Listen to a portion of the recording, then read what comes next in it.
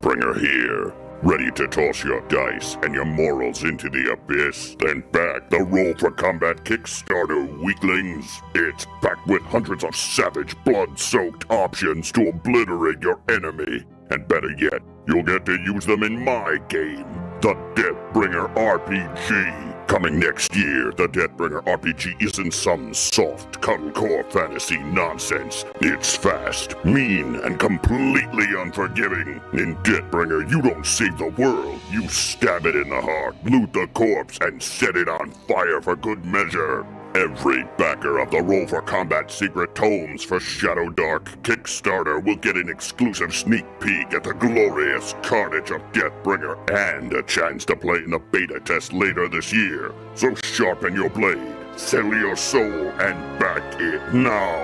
Ignore me and I'll use your spine as a bookmark. Back now.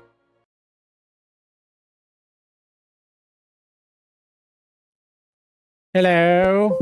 Oh, I forgot. Here we go. It's time for Roll for Combat. There we go. I had to do the little Roll for Combat intro. I forgot to do that. So, there. So, we are here. We're rolling for combat. It's me and Mark. Mark, where are you exactly? Where am I? I'm in Maryland, and you're in New York. I know. It's just that every time I look at your sad little background, I feel like you're like in the penitentiary or something. So there we go. Well, like maybe we should just put me in a penitentiary, like virtual background or something like that. That's not a bad idea. But maybe a space prison. A space prison. There we go. Well, I just watched. What is it? Not Back to the Future. Men in Black. So Men in Black 1 is pretty good. Men in Black 1's good. It's like a classic. Men in Black 2 is okay, but Men in Black 3 is fantastic. That is a really good movie. And in Men in Black 3, they have a prison on the moon.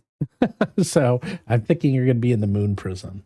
That's well, maybe I'll be in our moon prison from the world of Alucard for Battlezoo Roll for Combat, and I'll be imprisoned in there with Talir, the dragon god. Well, dragon deity. That he's actually in the moon, but this one, or they are in the moon. Now this one is actually a prison on the moon. Oh, okay, that is different, but they're both a moon prison. To be fair, yes. So that could be your background, but or just maybe get some more posters in your background. or we can put my background and your background, and then it'll look like the books just keep going forever. That's actually what I suggested one time before, and you were like, "No, you can't do that." But yeah, it's to just get like an image of yours and then put it on mine, and it would look like, and then I would be like on a green screen type thing with your books behind it. That would be funny. That would be funny. I would do that. So it's just us again, because Derek, once again, he's too busy. Because first he was traveling to PAX, then he was too tired from PAX. Now he's in Vegas, but he'll be back next week. So hopefully we'll get him on. And then I've been too lazy to get other. I'm out of practice getting guests on the show. So it's just us. So sorry about that. But anyhow, I was trying to think of why I thought of this topic. I had a reason. Why I thought of this topic. Oh, there's a couple of reasons. So one of the main reasons I was thinking of this topic is that, well, first of all, 1 million TTRPGs came out like at Gen Con, like so many, I can't even believe it. Like I made the thumbnail, and that's just some of those are just ones that literally came out in the last like month. Okay, if you look at those, it's just crazy. Hold on, let's see, like Five Rings, Corellas, Daggerheart, the Warhammer, Star Trek Adventures, Drawsteel, Stormlight, the One Ring starter set. Okay, Dragonbane is not, and Urban Shadows is actually out for a few months, but that's it. That's those that many. Mostly they came out within a month or two. A month. and there was more. I could have just kept going. There's so many, and. What I was thinking, that's the one I forgot to put on. There was one very small one I forgot to put on. This little thing called Starfinder that I forgot to put on. Yeah, not small at all, right? I know. I know. So I'm very interested because you have a lot more business experience than me, and I want to hear your take on this because I have an opinion that is very different from what the thumbnail says on this show. So I'm going to be the person who says when we get to this that they are not too many games and that the games all coming out is not going to hurt things. But I want to hear your perspective because mine is from a business perspective more amateur, but I do have many observations from working in the tabletop RPG industry and from knowing about sort of the profile of like tabletop RPG players. Well, there's a whole bunch of things. The big one and now I remember what I was thinking because I wanted to place the Starfinder. The new second edition looks amazing. Like it really looks like absolutely fantastic. And I love Starfinder and I wanted to play it. But man, I have no time. I have no time to play another game. I barely have time to play my game. Although I know you're always saying I want to play X and I'll be like, I'll run it. And then you're like, but there's no time. And you're right that there wasn't any time. There's no you're time. Always right. There's no time. And this was a different topic. I got 3 topics out of this that we could do, but this is like a mini 3-parter, if you will. And this is the first part. And the other part would be that these games are getting shorter and shorter and shorter because back in the day when we had all the time in the world and we were kids, we would just play all day. Like I literally had nothing to do and I would just be bored and we would play all day. And then we would play for 5 hours. And if you look recently, Pathfinder Society and Starfinder Society, and those adventures were written for 4 to 5 hours. They just announced that their adventures are now designed for 3 hours.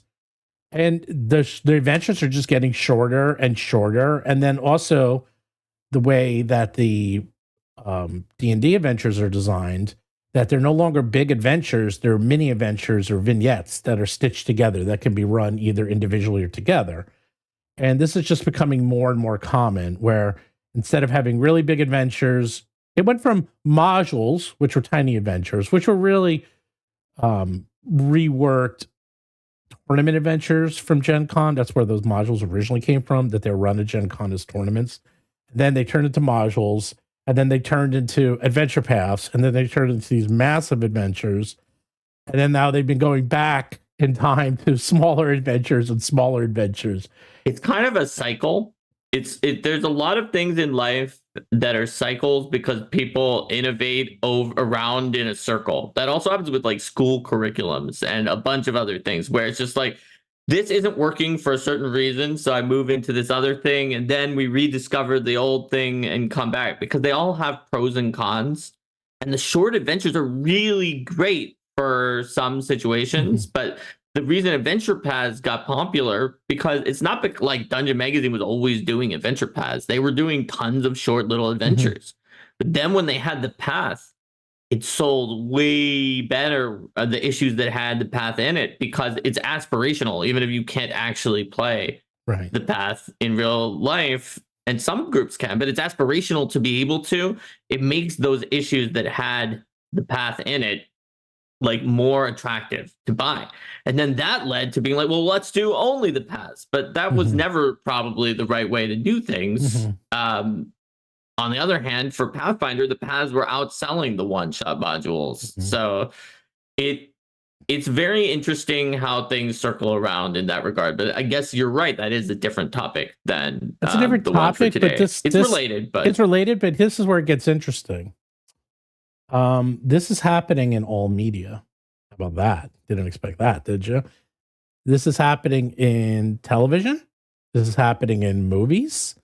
This is happening in, well, really TV and movies. Where the cycle is moving because like movies moved up to be ridiculously long and now they're coming back down. No, not even long. So actually, weirdly, after I did this title, Critical Drinker just put out an episode just like an hour ago explaining or examining the decline of episodic television. So until recently, all TV was episodic, meaning that at best you might have a 2-parter episode, but every episode really didn't matter on the previous episode. Like, you know, you can watch the characters couldn't really advance. It would all go back to the original premise, and you could watch them in mostly any order. Mostly any order. I mean, they had minimal things, like if you watch Star Trek or if you watch Stargate SG-1, there was advancement of the story. I wouldn't even put Stargate as being one that didn't have a myth arc and being completely episodic. They definitely had like those myth arcs. They were interesting because they were a middle ground. They definitely had many episodic episodes, but they did tend to have myth arcs and seasons, kind of like like Buffy the Vampire Slayer. Correct. Many of those episodes you could watch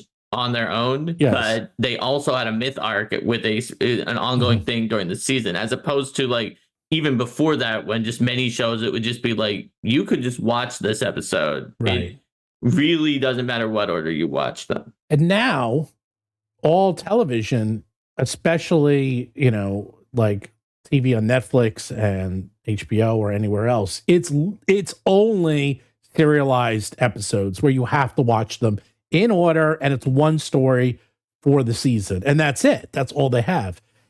But that's causing a lot of problems, because if you watch the first season and you watch the second season doesn't come out for another 2 or 3 years, they have a lot of drop off. And that's what keeps happening, is that they're basically talking about Stranger Things, about how Stranger Things is having its 5th season come out, and it's been 10 years since season 1, and it has kids. So now these kids, you know, are in their 20s and they're supposed to still be in high school. And obviously that's kind of an issue. But they were saying how, you know, back in the day, you would have 26 episodes of Star Trek come out per year. And they were an hour long. They were actually 46 minutes long. Now they're 40 with commercials. They actually went down to 43 minutes. They added more commercials. So you have 46 minutes. There's also been shrinkflation then. Right. There's been, shrinkflation too. So you have less episodes. Now, if you get 10 episodes for a season, that's a lot. Like now it could be 6. I've seen as little 6 episodes a season. I've seen even fewer for some, where they just be like, we call it a series instead of a season, and there's only like 3 or 4 episodes. Exactly. So then they tend to be longer than 43 minutes, to be fair. But the point is that by having these very long seasons, it makes it very difficult to commit to these shows. Now, take a look at what's happening in Netflix and TV. Same thing. It's the combination of that. It's so easy to get things out there. And that's also why there's so many TTRPGs. There used to be barriers to entry. And the barriers to entry was that you would have to, I mean, if you read the original books of how many people worked on D&D, like they had 100 people, you know, to put out one book. Now, it's me and Mark, you know, it's like, that's it. We do everything. And we have a lot of freelancers who help write and who draw the art. Right. But even when you had freelancers to do that, there were still a very large number of people in D&D who put out the books. Yeah. When you take those two factors and equalize them out, it has been reduced by a drastic amount. Yeah. This is not to say that the work that the artists and the freelance authors do should be minimized in any way. It's to show how dramatic things have changed for like the centralized company, and what the smallest size of that could be. Yeah, and even smaller than that are people who are one person's job, who like Luke in Pirate Board, right? Because he does the art and the layout and the writing and like everything. He does and so does Shadowdark. Pretty much. Yeah, I mean, Kelsey doesn't do the art, but she does everything else. Yeah, but there are at least some other people because of the art, but like in that case, the state of the art for all these other things have advanced to the point where he can just do everything. And that is not something that would just like destroy a human being and make them incapable of processing or completing the RPG. But so the big barriers to entry, especially back in the day, you would have to create the books, get them printed, get them into stores, you know, I mean, get a warehouse, get distribution. I mean, it would cost you hundreds of thousands of dollars just to get ramped up. And it just, you know, it was too hard. Now you can, and I'm talking about the bare minimum. Like if I just want to put out a book, if I just want to put out, actually I have a stack right next to me. I have a stack of, these are all these like mini games and adventures that are just, a few pages, some of them. Like, if I want to put out this Tiger's, what is his Figure Folio, which is a fun little book he put out, Tiger Laser. And I mean, he works for Exalted Funeral, but you can design this, lay it out, and throw a PDF on drive-through, and you're done. And that's it. Now, yeah, if you want to make it for a VTT, it's more work, but even that, there's a lot of people out there. Trust me, you go to that Discord board, you can find people to make the VTT for you. So you don't have to do that yourself. And even my VTT, I mean, even though I'm a coder, I code some of the VTT, but we have like a team. I have a big team that works on the VTT. A lot of people. There's more people working on the VTTs at Roll for Combat than are writing our books. That's actually not a lie now I think about it. There's way more people. Because Is that true when you count the freelancers? No, I don't count the art, but I count core people. Okay. I'm talking about core people. Do you count the freelance authors? No, but some of the stuff that the freelance authors are you and me. They are. Some of them are. And so for some books that happen to have more freelance authors, maybe there are more. But there's for example, for Eldamon, where I wrote it and we had a few sidebars. That was literally three people. The Grady did, and then you wrote a little bit of some sections. I wrote some. You wrote 90% of it. Grady wrote a little bit. I wrote over 90%. Right, Grady did a 95 probably. Yeah. And so that's 3. And there definitely were more on the Foundry team. And one artist. Yeah, Firat did everything. Maybe his wife helped him with some of them. Supposedly. Yeah, he didn't tell me which ones she did. If she did. Yeah. Anyway, so there, even if we count the artist, no, I guess you had an extra artist come in and do the big cover 2-page is spreads. one different artist. But the big 2-page spreads was someone else too, right? That at the end, it's the same. Well, so at most it was like 5 people. Yeah, it was not very much. And that's like our biggest team book. Is of a comparable size. It's not our biggest book, but our second biggest book. It was a very large book, and the Foundry team it requires a lot of people. Yeah. It just does. Yeah. So and then Shemin for $2. Thank you for the super chat. Also says Kickstarter makes it easier to get funding too. That's the other thing. Thank God for Kickstarter, because if it wasn't for Kickstarter, I mean, I funded my first book with my money, and it wasn't cheap. And then I kickstarted it. I actually did it backwards. In theory, you're supposed to do a Kickstarter and then you do the book. And right now we do a combo. Like I will do the book and we will do a lot of the art. And we'll do some of the writing, and then I'll kickstart it to finish it up. Because then we also, once the Kickstarter actually helps us to fine tune what the book should be. Because sometimes we find out things that people are more interested in, so we'll adjust based on the Kickstarter comments. And so, what I'm getting at is that because it's so much easier, this is all leading to the same topic. Trust me, it's so much easier to produce these, to get them to market, to get things out. And you see this in television, you see this in movies, you see this in music, you see this on YouTube. I mean, I sit there watching YouTube pretty much all day, and I will click on these random people who I've never heard, which is most people on YouTube, and they will have a YouTube channel about law. And this guy who's maybe in his 60s, and the video editing on this thing is so good. And I'm like, is this guy really learning how to, is this guy sitting here does he learn how to do the video editing? And then he puts it together and he puts all these clips and everything. And I'm just amazed. That's how good the video editing is. And I'm going to rip on someone right now, Professor Dungeon Master, who's not the most technically savvy person in the world. He'll be the first one to tell you that. He edits all of his own videos and they look great.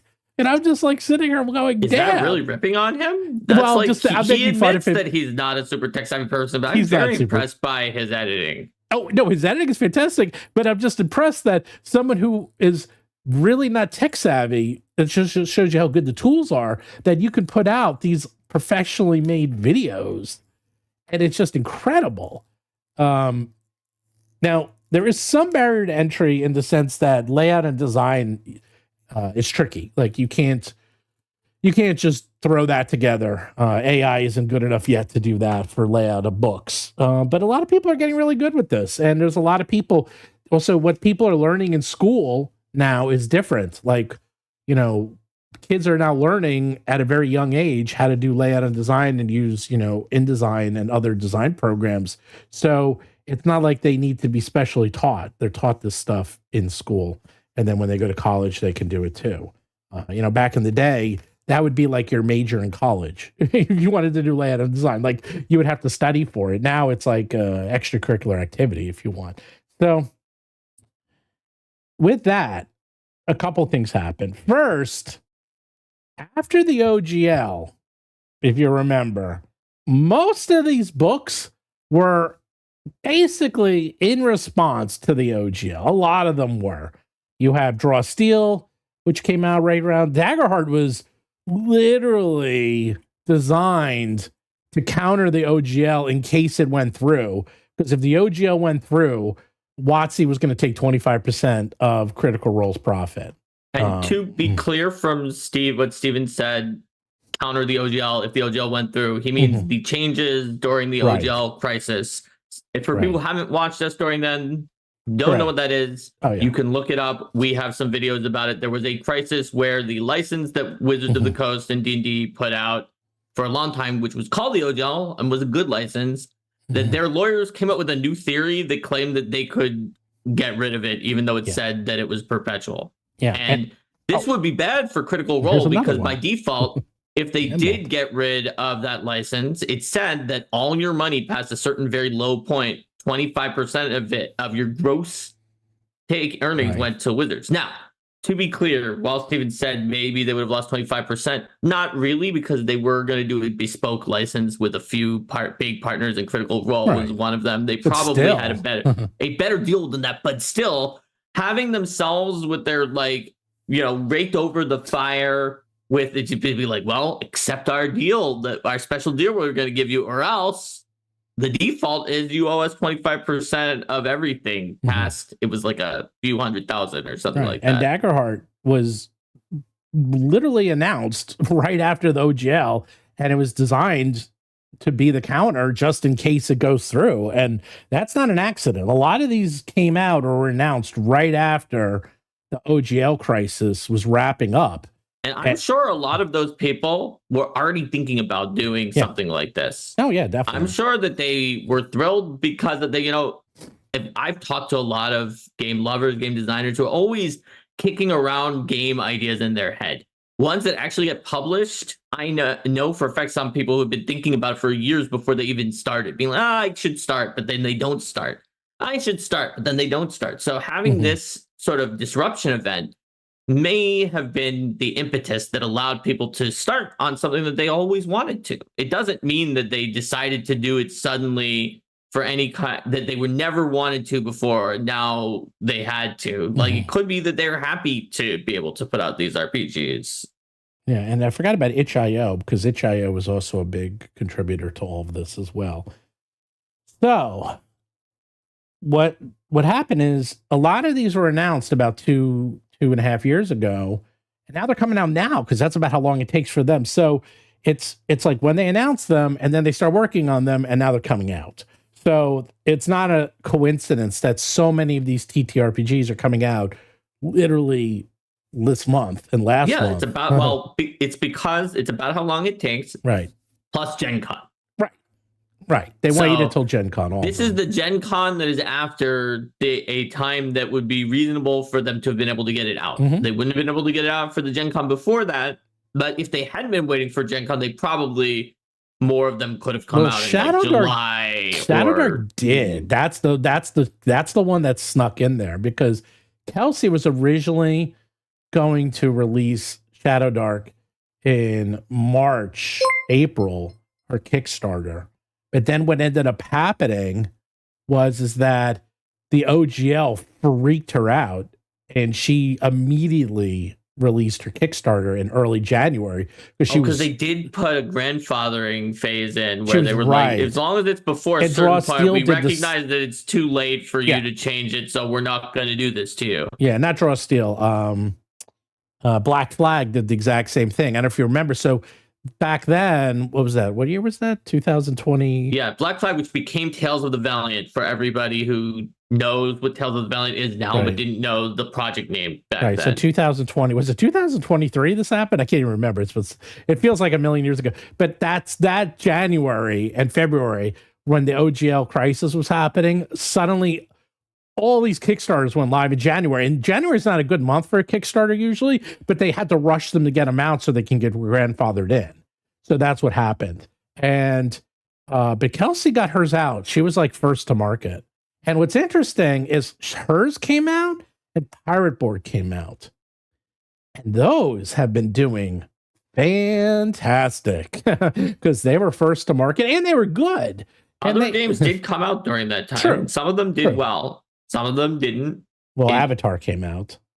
And you have to have like certain factors, a certain amount of you have quality, skill, some amount of luck is done in there too. Well, there's a lot of luck, a lot more than you think. So we had a super chat. Agile Monks at 135 watching, only a small amount of thumbs up. Can we get a thumb? That's it. Agile Monk is asking there. Yes, and so, if you want my bookshelf, you can buy it on Amazon.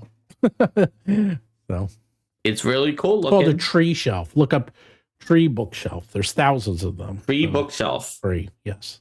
You too can have Steven's bookshelf from that. Now, yes. Steven, you just need to put on the Amazon. I know the affiliate. If you put on like the Amazon, whatchamacallit, the little dongle, it'll like it can like give you money for referring people to the tree the bookshelf. Affiliate. I know the affiliate link. I'm too lazy. How many of those would you sell? Because people like that bookshelf. But I do. I know a lot of people who bought it because of me. Yeah, but they didn't do it from your affiliate link. Yeah, well, I'm too lazy. I get it. So I see where you're going with this, though, Stephen, because you have moved us over from a pretty related topic onto the main topic, which is about all these games have come out. Now, the episode title posits that we are at a bubble that it might crash. Well, it's just that now I'm going to switch to video games. Okay. So now in the video game world, I'm interested because I disagree, but I want to hear your opinion. So I'm going to switch to the video game world. So here's the thing about video games. So in the video game world, this is also happening. Every year there's more video games that come out than the year before. Way more. And again, same factors. Like a lot of these games are made by 1-2 people. You know, like that happens all the time. You always hear about these games that are made by like Balatro. One guy made Balatro. That's it. Okay. Guy's like multimillionaire now. You know, it's like Flappy Bird, one guy. What is it? What's the other one? There's a couple of them. There's a lot of them. There's a lot of these 1-2 people houses that come up with these games that just do gangbusters. And there's a lot of tools out there that allow you to do this. You know, there's a lot of development tools. There's also graphic tools. There's physics engine tools. There's actually publishing tools and so forth. So, and because everyone's on Steam, everything's digital and you can just put it out. So, Stardew Valley. Yeah, that's also, that's kind of, because that's one guy, but he had a huge studio behind him. So that's kind of a cheat, by the way, because Chucklefish is not a small studio. That is a major studio that acts like they're a small studio, by the way. They're not. Like Dave the Diver, by the way, that looks like a single person. That actually was a huge team. And it was done by AAA studio, by the way. A ridiculously large studio that did like some... It's a big studio, but one developer. It's one guy, but he does have a studio behind him, which helps. Trust me, it helps.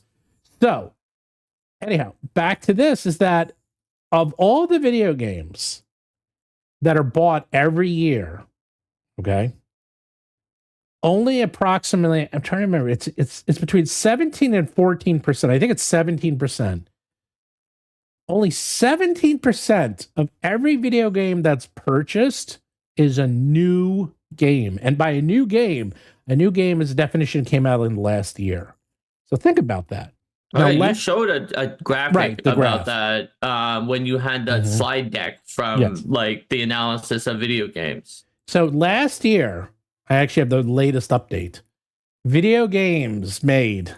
It's so unbelievable. I'll give you an idea. Like they're talking about like the tourist industry in the United States. It's like 90 billion.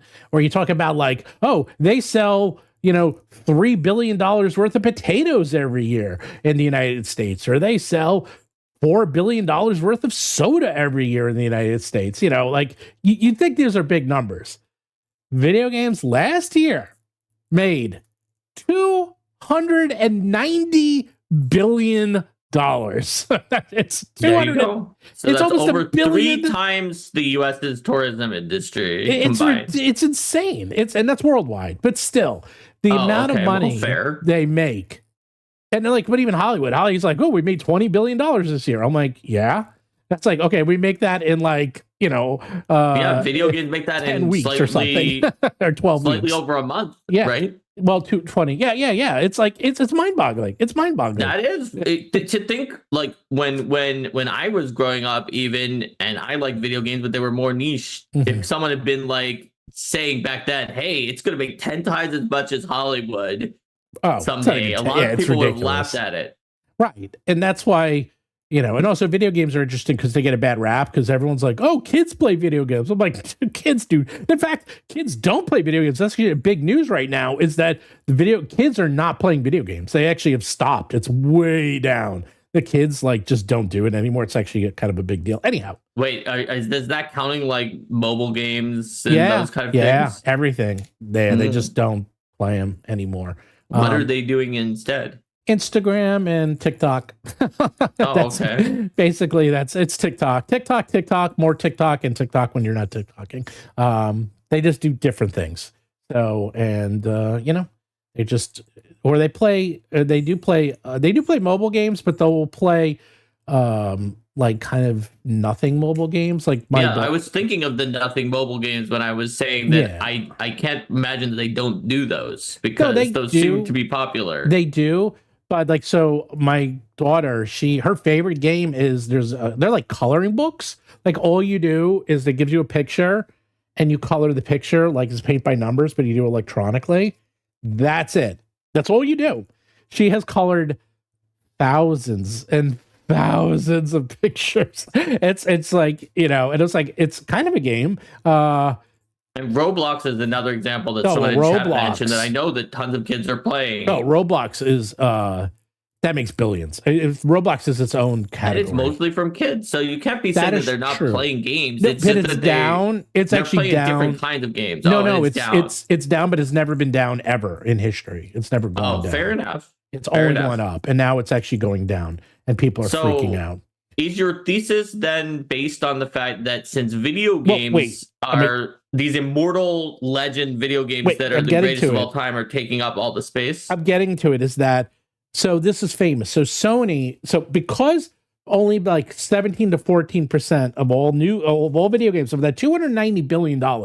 Yeah, let's just round it off. We'll say 20% is people buying games that are new, and a game that's new is a game that came out in the last year.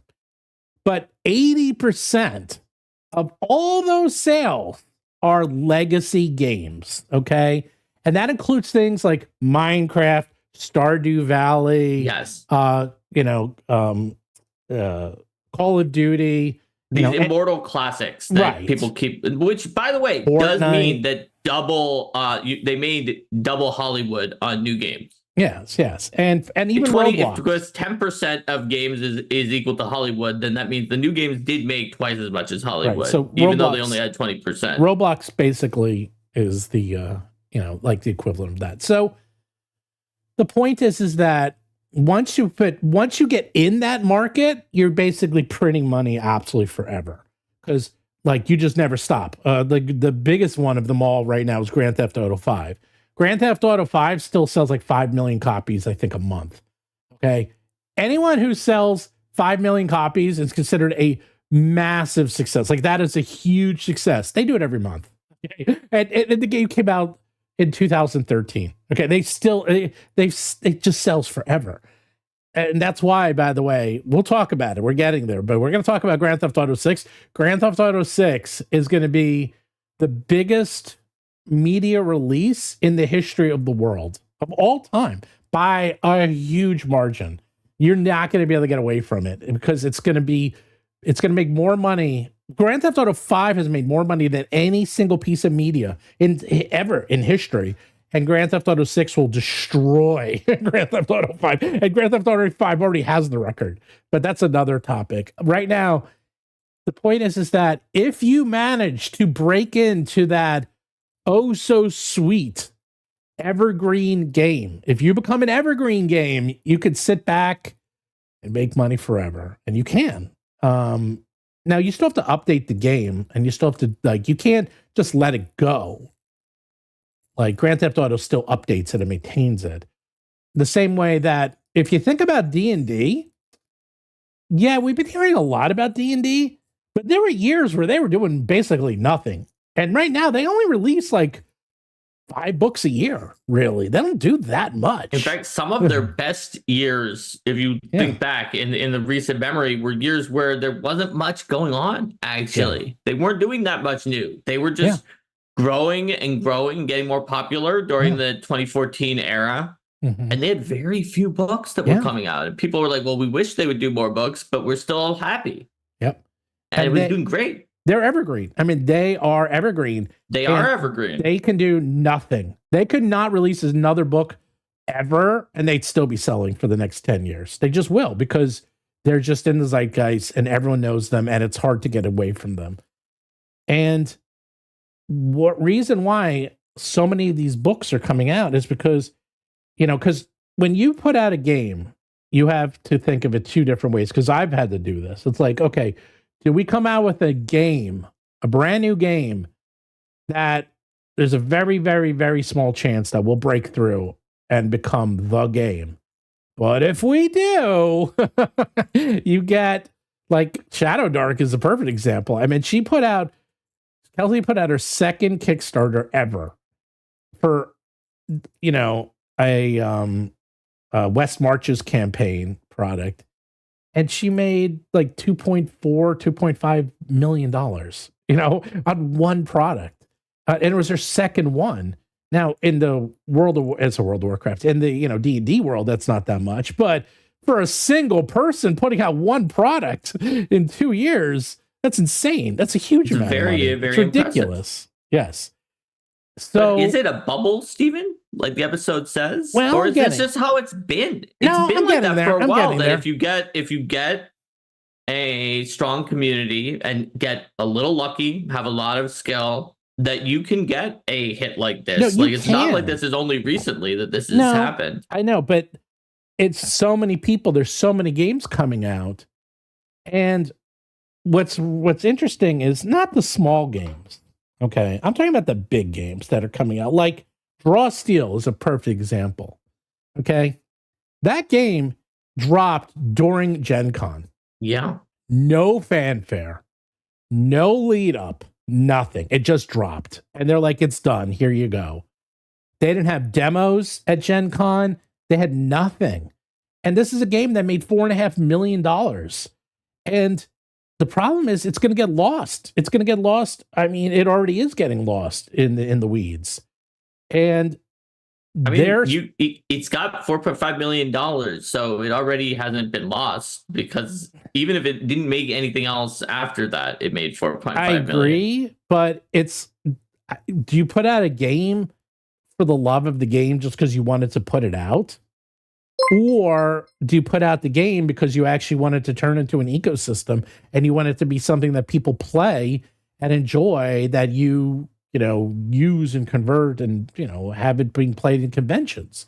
Now, I can't answer that because I think Draw Steel's in a weird category, because if you read the book, it seems like it's both categories. Like, it seems like they literally put it out as a game they wanted to play because it seems really strong playable rules. But it's really complex. I mean, there's a lot. It's also complex. I like complex games. Oh, so I love complex games. I love complex games. Not everyone will, but if you are the target audience, I think you're going to be thrilled by it. No, I think so too. That leads to my thesis, which I think ties to the same thing you talked about with the video games, Stephen. I was thinking about that too, but I think that it actually supports that it won't cause a crash and cause an issue with more games coming out. And that video game data point that you use is actually one of the same things I wanted to talk about, but for the opposite reason. Okay. So I'll go ahead. So now you can go, but basically I'm proposing that there's only so many people to play these games and there's so many coming out. But if you break through, then you're golden. Right. And so, as you pointed out, only about 1 in 6 of sales in video games were from anything new. Correct. And the other 5-6 were from these evergreen immortal games that are juggernauts that can't be beat.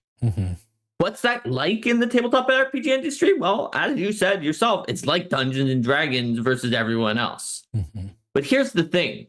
That 1 in 6 is not like a prophecy from the heavens. It's not like the gods have come down and said, only thou shalt have 1 in 6 of the market. And if anything else happens to you, then it's going to be taken away from that 1 in 6 because 5/6 of it is always going to be, in the video game case, the old games, in D&D's case, D&D.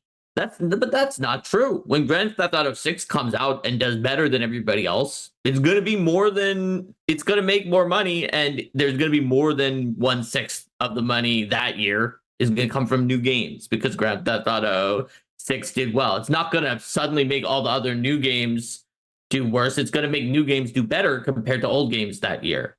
So what I think is that if anybody is losing anything from this, it might be D&D, maybe. But that instead, having all of these games come out is going to be more of a golden age than a crash, because it's going to mean that these other games get more people checking them out. And look, for video games, it's already, you said 200 billion. I think everybody in the world knows about video games by now. Well, 290 These tabletop billion. games, there's room for growth.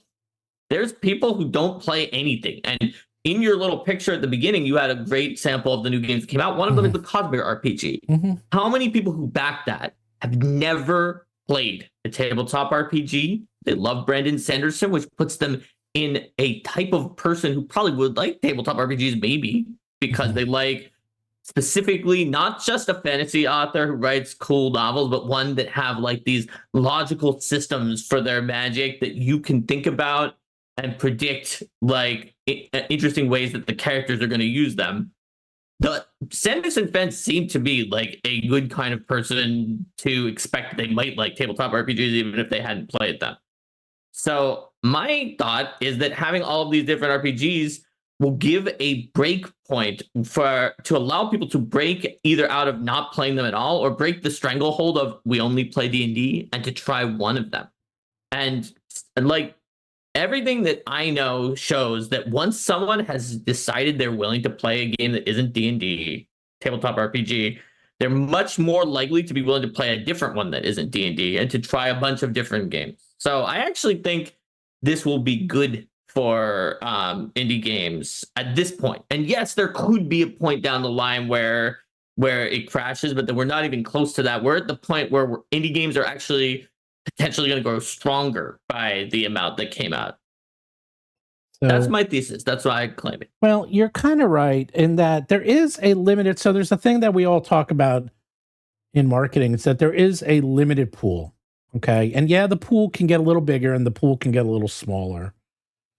But it does it very slowly. Very slowly. It doesn't just overnight. It's beyond rare that happens, is that all of a sudden, like, everyone's going to, start playing Daggerheart because they're like, oh, Daggerheart's so cool. I mean, they can't. That's the other thing that happened with Daggerheart is that you actually can't get the books. They sold out worldwide. So that's another totally problem. Fair. That's another thing. That's why it was like that's why digital gaming is becoming such a big thing because, and that's actually going to start happening with TTRPGs. It's like, you don't have to worry about printing. You don't have to worry about distribution. You don't have to worry about production costs. And more importantly, you don't have to worry about tariffs. That's a whole other topic, but you don't have to worry about any of that. So you can just put it in people's hands and they can start using it right away. So, but there is a limited pool. And in fact, something very interesting happened in video games right now. Really interesting. So Grand Theft Auto 6 was supposed to come out around now. It was supposed to come out in approximately October. But it was, and because of that, nobody, and when I mean nobody was announcing when their games were coming out because no one wanted to be within 6 weeks, not 1 week, not 2, not 3, not 4, not 5, but 6 weeks of Grand Theft Auto 6. That's how much they wanted to stay away from that because they knew that it would suck up, it just suck up every piece of YouTube, Oxygen, you name it. So they wanted to be nowhere near it. And nobody came out and no one announced any of their games. And then earlier this year, Grand Theft Auto 6 said they'd been delayed. And only then did people actually start announcing their games for now, September, October, November, Christmas season. But something happened very recently. I don't know if you're aware of this.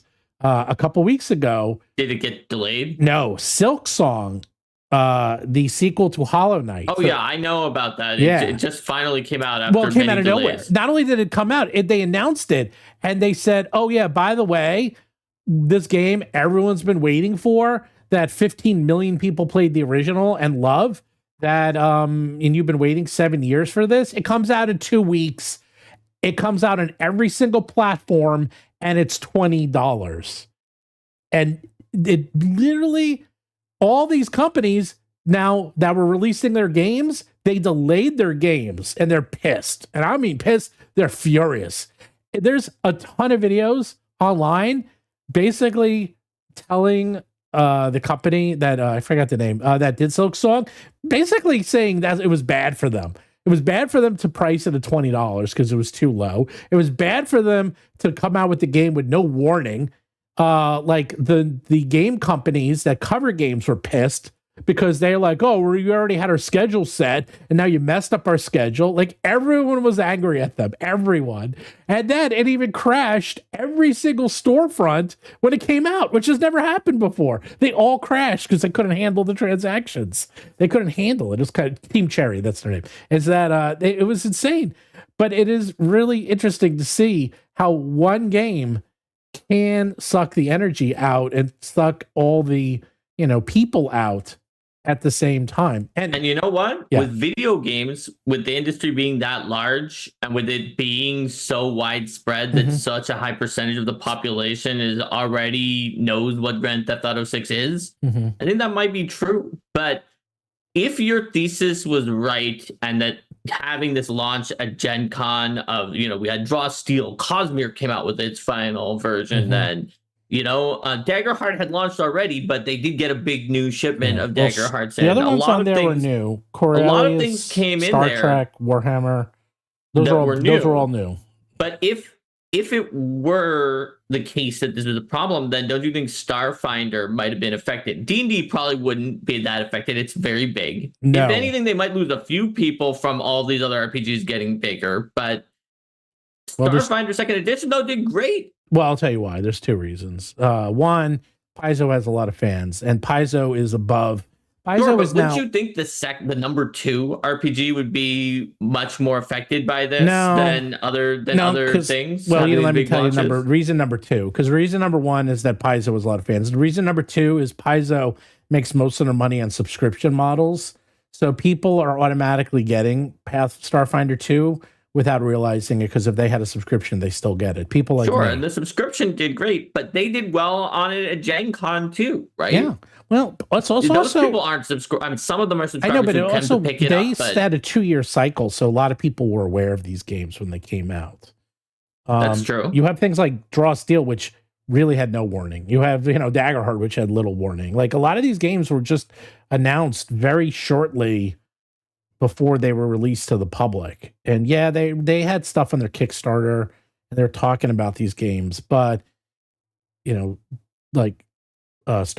2 spent years priming the pump. Like they spent a lot of time getting people ready for that game. So it doesn't surprise me. And it's Starfinder 2. It's based off a lot of good DNA. It's based off this little system you might have heard of called Pathfinder Second Edition, Mark, and a lot of people like that system already. So it was it had a big head start. It had a big head start. I get that, but if your claim is that there's a limited number of people, and then either Starfinder should have not done as well, or the fact that Starfinder did do as well meant that these other ones wouldn't have done as well, but they all were selling great. Yeah, selling and playing are the same thing. And think of it this way. The world, imagine are we talking about selling or playing? Because they are very different stories. I thought we were talking about selling when you said the bubble was going to burst. Sorry, let's rephrase this. Because this could hurt the industry in the long term, is that imagine you buy, I'm just thinking of a game. I don't even know. You buy Star Trek Adventures which is now into the second version. And you love Star this Trek game. Adventures. And you want to play this game. But they just came out with version 1, and now they came out with version 2 and rewrote the rules. And what happens if they come out with version 3 in a few years? You know, I don't know. I think I have version 1 from like a Humble Bundle or something. Right. And I don't have version 2. So that is actually proof for me that I have Star Trek version 1, but not version 2. But imagine you had an actual active game and you were playing it. And now you can't necessarily trust them or find people who want to play with it. Like they can mess up people. You know what I'm saying? It's like, was that affected by like Cosmere coming out, or was that just that Star Trek did another edition? How many editions you do and when is a fascinating business topic that I think that's a different if you bring topic. 10 people into a room, that they'll have 10 or more different opinions on how to do that right and how to mess that up, and what happened with 2024, for example, when they tried to do a new edition with that. Right. But I do think that doing new editions too quickly can hurt you. But I don't know if that's related to the idea of having out many different Well, let me RPGs. rephrase it this way. So you're right. Buying it is one thing, because a lot of people buy things and never play it. Yeah. But I'm talking about playing. I'm talking about actually making a mark, because the ones that stick around are the ones. Okay, let's back up. You have Avatar, which sold 10 million plus copy. It made $10 million plus dollars. No one plays it. All right. You can argue with me all day. Go to any convention, take a look at who plays it. No one's playing it. Okay. People have found that there were more than that one time that almost no one was playing it at other conventions. But compared to how well the Kickstarter did, it's definitely not proportionally filling out. Exactly. That's important. It's important to think about, because how much does the company want to pay to offer slots of it? Right. That is not even necessarily related to how well it sells. That's just how much they want to pay. But then the real measure is, do they all sell out then when they offer them? Well, not only that, no one's Shadowdark was selling out. It was selling out so fast that some people, like my little brother's friend who listed Shadowdark as his number 1 in the lottery, immediately in the lottery, and did not get any sessions of Shadowdark the entire show. Right. So that is very relevant. It's very relevant, because if you want your game to last, like maybe they put it out and they did exactly what they wanted to do. Maybe they're like, we just want to sell it and we'll just have people who buy it because they see it in the store. That's another thing you can do, is that, you know, you have games based on movies and properties. And this was fascinating. When I was at PAX West, I went over to the Free League booth, and they were practically sold out of everything. And I couldn't believe it, because I'm like, wow, you guys are doing great. But then Derek's like, yeah, but they're selling Lord of the Rings. You know, I'm like, they're selling Aliens. Like, they're selling properties that people know, and they just walk up and buy it because they know the property. Now, they're just like, oh, this is some Lord of the Rings. I'll get that. I know Lord of the Rings. Right.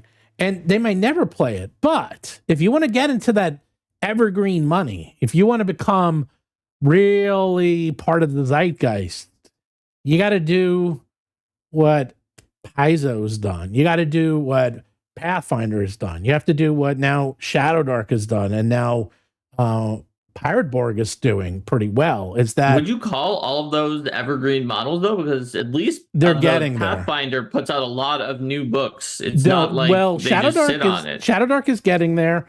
Shadowdark and Pirateborg have, and this was very smart, they have adventure leagues, both of them. That is going to help both of them, because now they have hundreds of games. So does Pathfinder, but yes, right. No, but I'm using it as an example. Like, that's what you know for a fact, how well that helped Pathfinder and how well that helped Starfinder.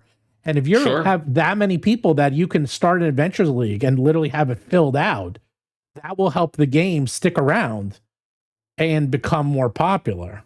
Yes, so, it can be tricky in a larger company of how you work on it, though, because it helps your game in a way that's similar to how, like, the Bard gives you a +1, and then people forget that the Bard did anything. They're like, you're useless, Bard, even though the +1 made a whole bunch of attacks hit, right? It helps your game, but for the money cruncher, if it's not a small company like this one, where, like, say, Steven, like, you do so many decisions all in one person, or Kelsey does so many decisions all in one person, you can have the person who's like your finance person being like, but where are the sales numbers? this league is not, it's costing money and it is not producing direct sales. It's like, well, but the way it's helping is it's making this a sticky game that's more likely to become evergreen. And you can't put a $ tag on that directly because it's having an intangible benefit that's hard to measure. So that's always what gets tricky about it. But it is a good idea for a role-playing game to do it if they can afford to do so. So there's another chart. I can't find it right this minute, but there's a chart that shows how many games come out on Steam every year. I'm sure you guys can find this. And the chart goes like this. It goes straight up. It's insane. Like, you know, it's like the number of games practically doubles or triples every year. But the number of games that are being played chart is almost a straight line. You know, like, so it's that's why I say it's a bubble to pop, because it's like, it's basically a straight line that's going up very little. So more and more games come out every single year. I found the chart. Okay. That you talked about. And yeah, it's I mean, it goes up and down, but it is definitely increasing. And it increased by the most between 2023 and 2024. So it was 2013 was 436. It was low before that. Then 2014, 1713.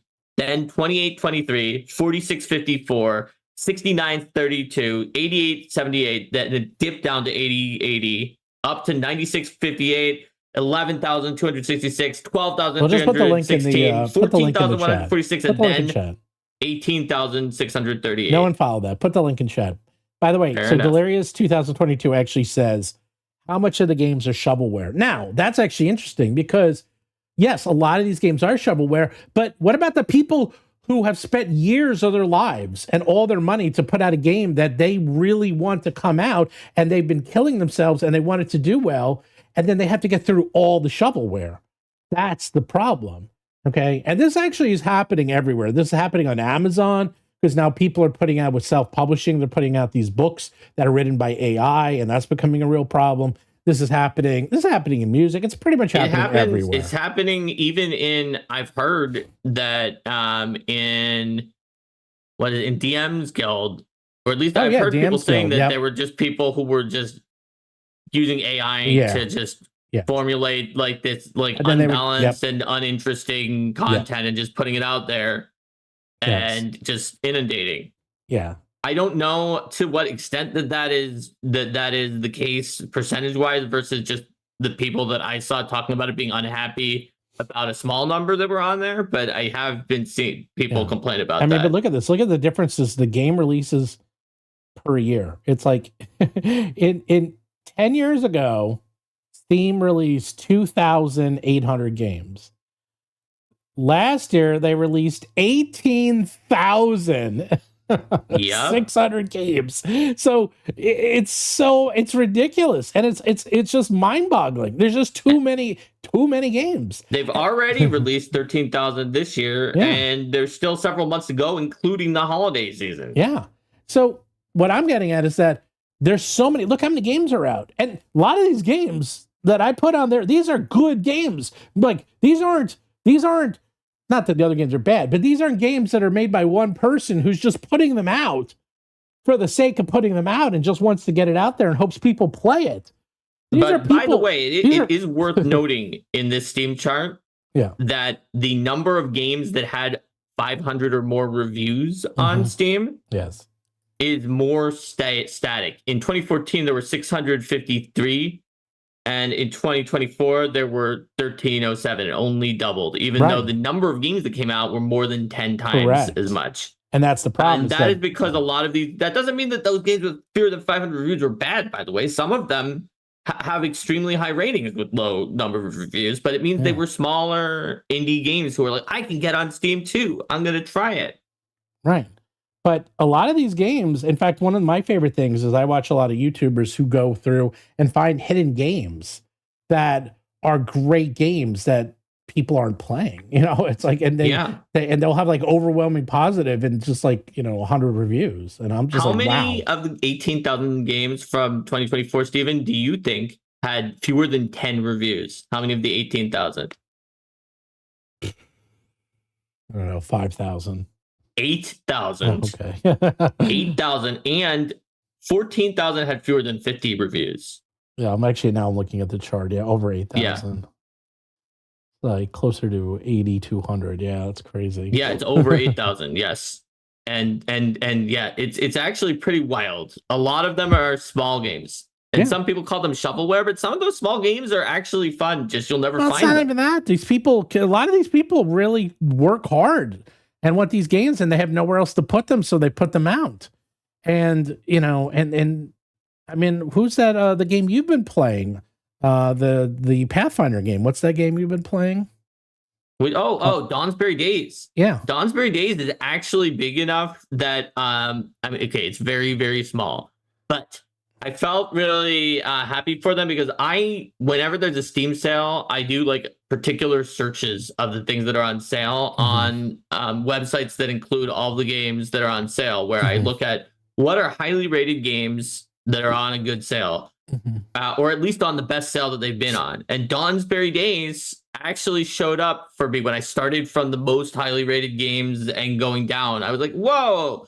I eventually found Dawnsbury Days, but they have 653 reviews. So to give you an idea, Steven, you think of that as medically small and not seen. It's over 500. It would be in the top category, Dawnsbury Days. That one that only what was it, 1,300, far less than 10% of the games were in. It's like in the 92nd percentile for number of reviews. So real quick, isn't that wild? No, it is. Because I didn't realize. Even I went to look it up when you mentioned it. I didn't realize coming out of there that it was going to be in like the 92nd percentile for a number of reviews. Well, so it's actually very big in reviews compared to most of the games that came out. Like most things, like it takes very little to get into the top 10, but once you get into the top 10, the competition gets fierce. It's like, because the difference between number one and number, like the difference between the 0% to the 89th percentile is very, it's a huge distance, and it's very small. For example, but then once you get to the top, for example, Silk Song, which came out 6 days ago, has 53,000 reviews. Yeah, well, that is also one of the top. It's one of the top 20 games in history for consecutive players of all time. So wait, we had a super chat we missed. Is that what did we miss in the super chat? Sorry, I was looking too much at those Steam things. When is Roll for Combat coming out as a game? And the answer is never. Because, and someone else, now this is interesting, because they said Professor Dungeon Master has the right idea to make your game an expansion of an already successful system. Now, since we are the publishers of his game, and I'm the one who talked to him about that, and we were the ones who made that decision, that is correct. Because I don't know, especially looking at the market, especially considering the type of game it is, that it's OSR, that I don't know if it was going to be different enough and the amount of work and support to make this game its own thing was massive. And quite frankly, Shadowdark is very similar, and it's really no different than coming out with a game for D&D. Like if you think about the One Ring, there's One Ring for D&D. And if you think about things like Tales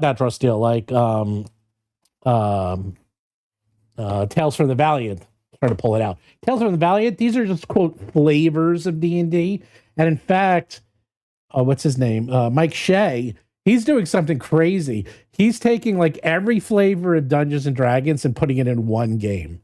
And they can all play it, but then whatever rules you're using are the rules. So if one person is playing one person's playing a Tales from the Valiant character, one person's playing a 5e character, one person's playing what's it called?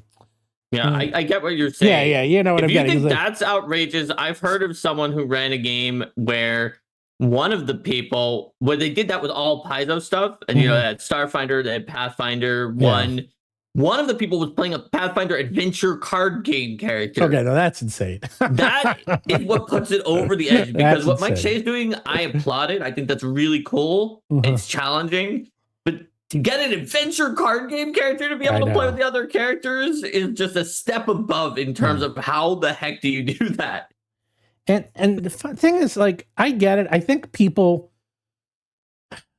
it's going to be, and we'll probably talk about this more as it gets closer. It's like, it's tricky because I think people were disappointed because they wanted Professor Dungeon Master and Deathbringer to be its own game. A few people were. I saw comments, but I think the majority were like, "Heck yeah!" With this with Shadowdark, that makes me more excited.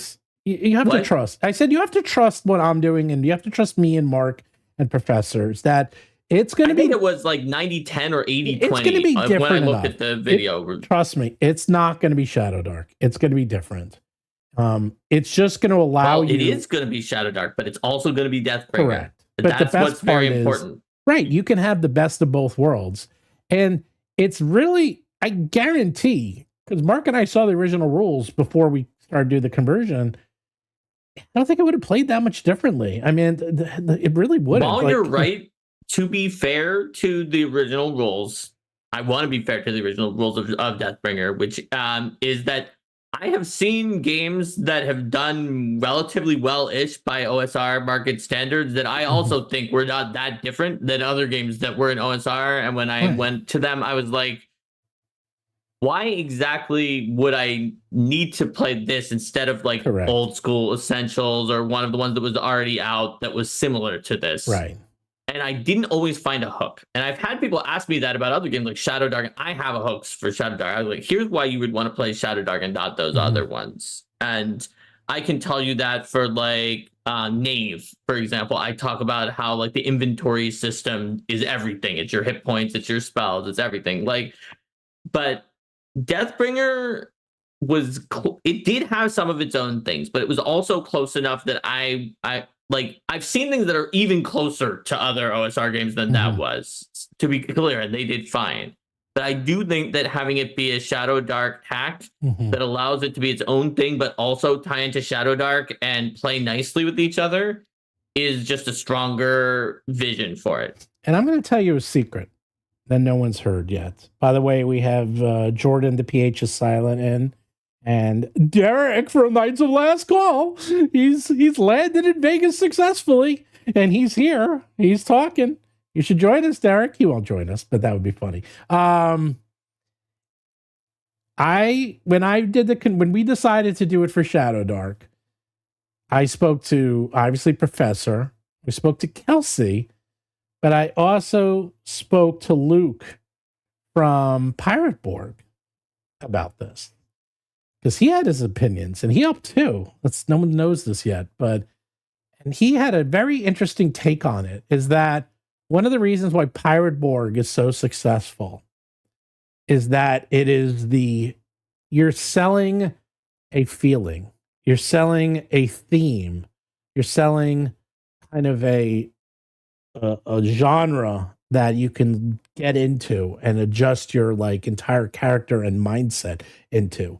And he's all in, because if you look at Pirate Borg compared to the other Borgs, they're all kind of the same. I mean, they're Borgs, but I mean, they're pretty different though. Let me get to the point, is that his art and his style, and just like when you read the game, you feel like you're in this game. Like you get transformed into the game, and you're selling a feeling of being in the game. And he says that's a big reason of his success, is that he really goes all in on the feeling of Pirate Borg. And Shadowdark does the same thing, by the way. So I don't know that Mjorkborg doesn't do that, to be clear. It does. I think that it does. No, it does. But of course I will say that like it's a gorgeous game with art that is like not my cup of tea, but is obviously really well done. But if I was going to be sent and immersed into a world, I would probably rather it be a world of pirates than one that is like everyone's gonna die and nothing that you do can possibly matter, just because that kind of fatalism depresses me. Well, keep in mind that's going to be interesting, because Professor is going to go for the fatalistic approach, but Professor is fatalistic but heroic, though, in some ways. I'm going to definitely, when we update and kind of, edit the rules, I'm going for heroic fantasy. It kind of what Draw Steel's doing, but much darker and grittier and more. It's actually going to be similar, because Draw Steel is trying to do this episodic heroic, television type combat system where everything is just over the top. And I love that. And I think that's where this is going to be a different that mechanically there's going to be no similarity. There'll be zero similarities, but it's all about feel. And by doing feel, we can make it feel like when it comes to the art and the rules, the layout and the wording of the book, it'll be very grim and gritty. Not necessarily grim, I'd say gritty. And that's a big part of it too. And some books do this better than others, like the Paranoia books does that. They do that really, really well. And you know who did it? Freaking I swear to God, I think Paizo has a spy in because everything I say and then do, Paizo copies a little bit later. So it's not necessarily copying. It's like crabs in evolution. Everything converges when you're smart and you're really good at what you do and you're trying to do something pretty similar. Chances are that you're going to do something that looks very similar. They took my freaking idea. I'm so upset. Where is it? I'll try to find it. Hold on. Is that and by took your idea, you mean they did the same thing probably on their own? They took my idea. They stole it, Mark. They stole my idea. They took it. They took it out of my brain. How dare they suck it up? They didn't. I know they did. Oh, it's not in this book, but they have the Skittermander, and he appears in the book, and he gives the Captain Concierge. Yeah, Captain Concierge, and he appears. How is that taking your idea? Because we're gonna have Deathbringer appear throughout the book, giving advice in Deathbringer's voice. So and it is true that was in the draft I saw, which no one at Paizo saw, but there are many RPGs that have already come out that did that.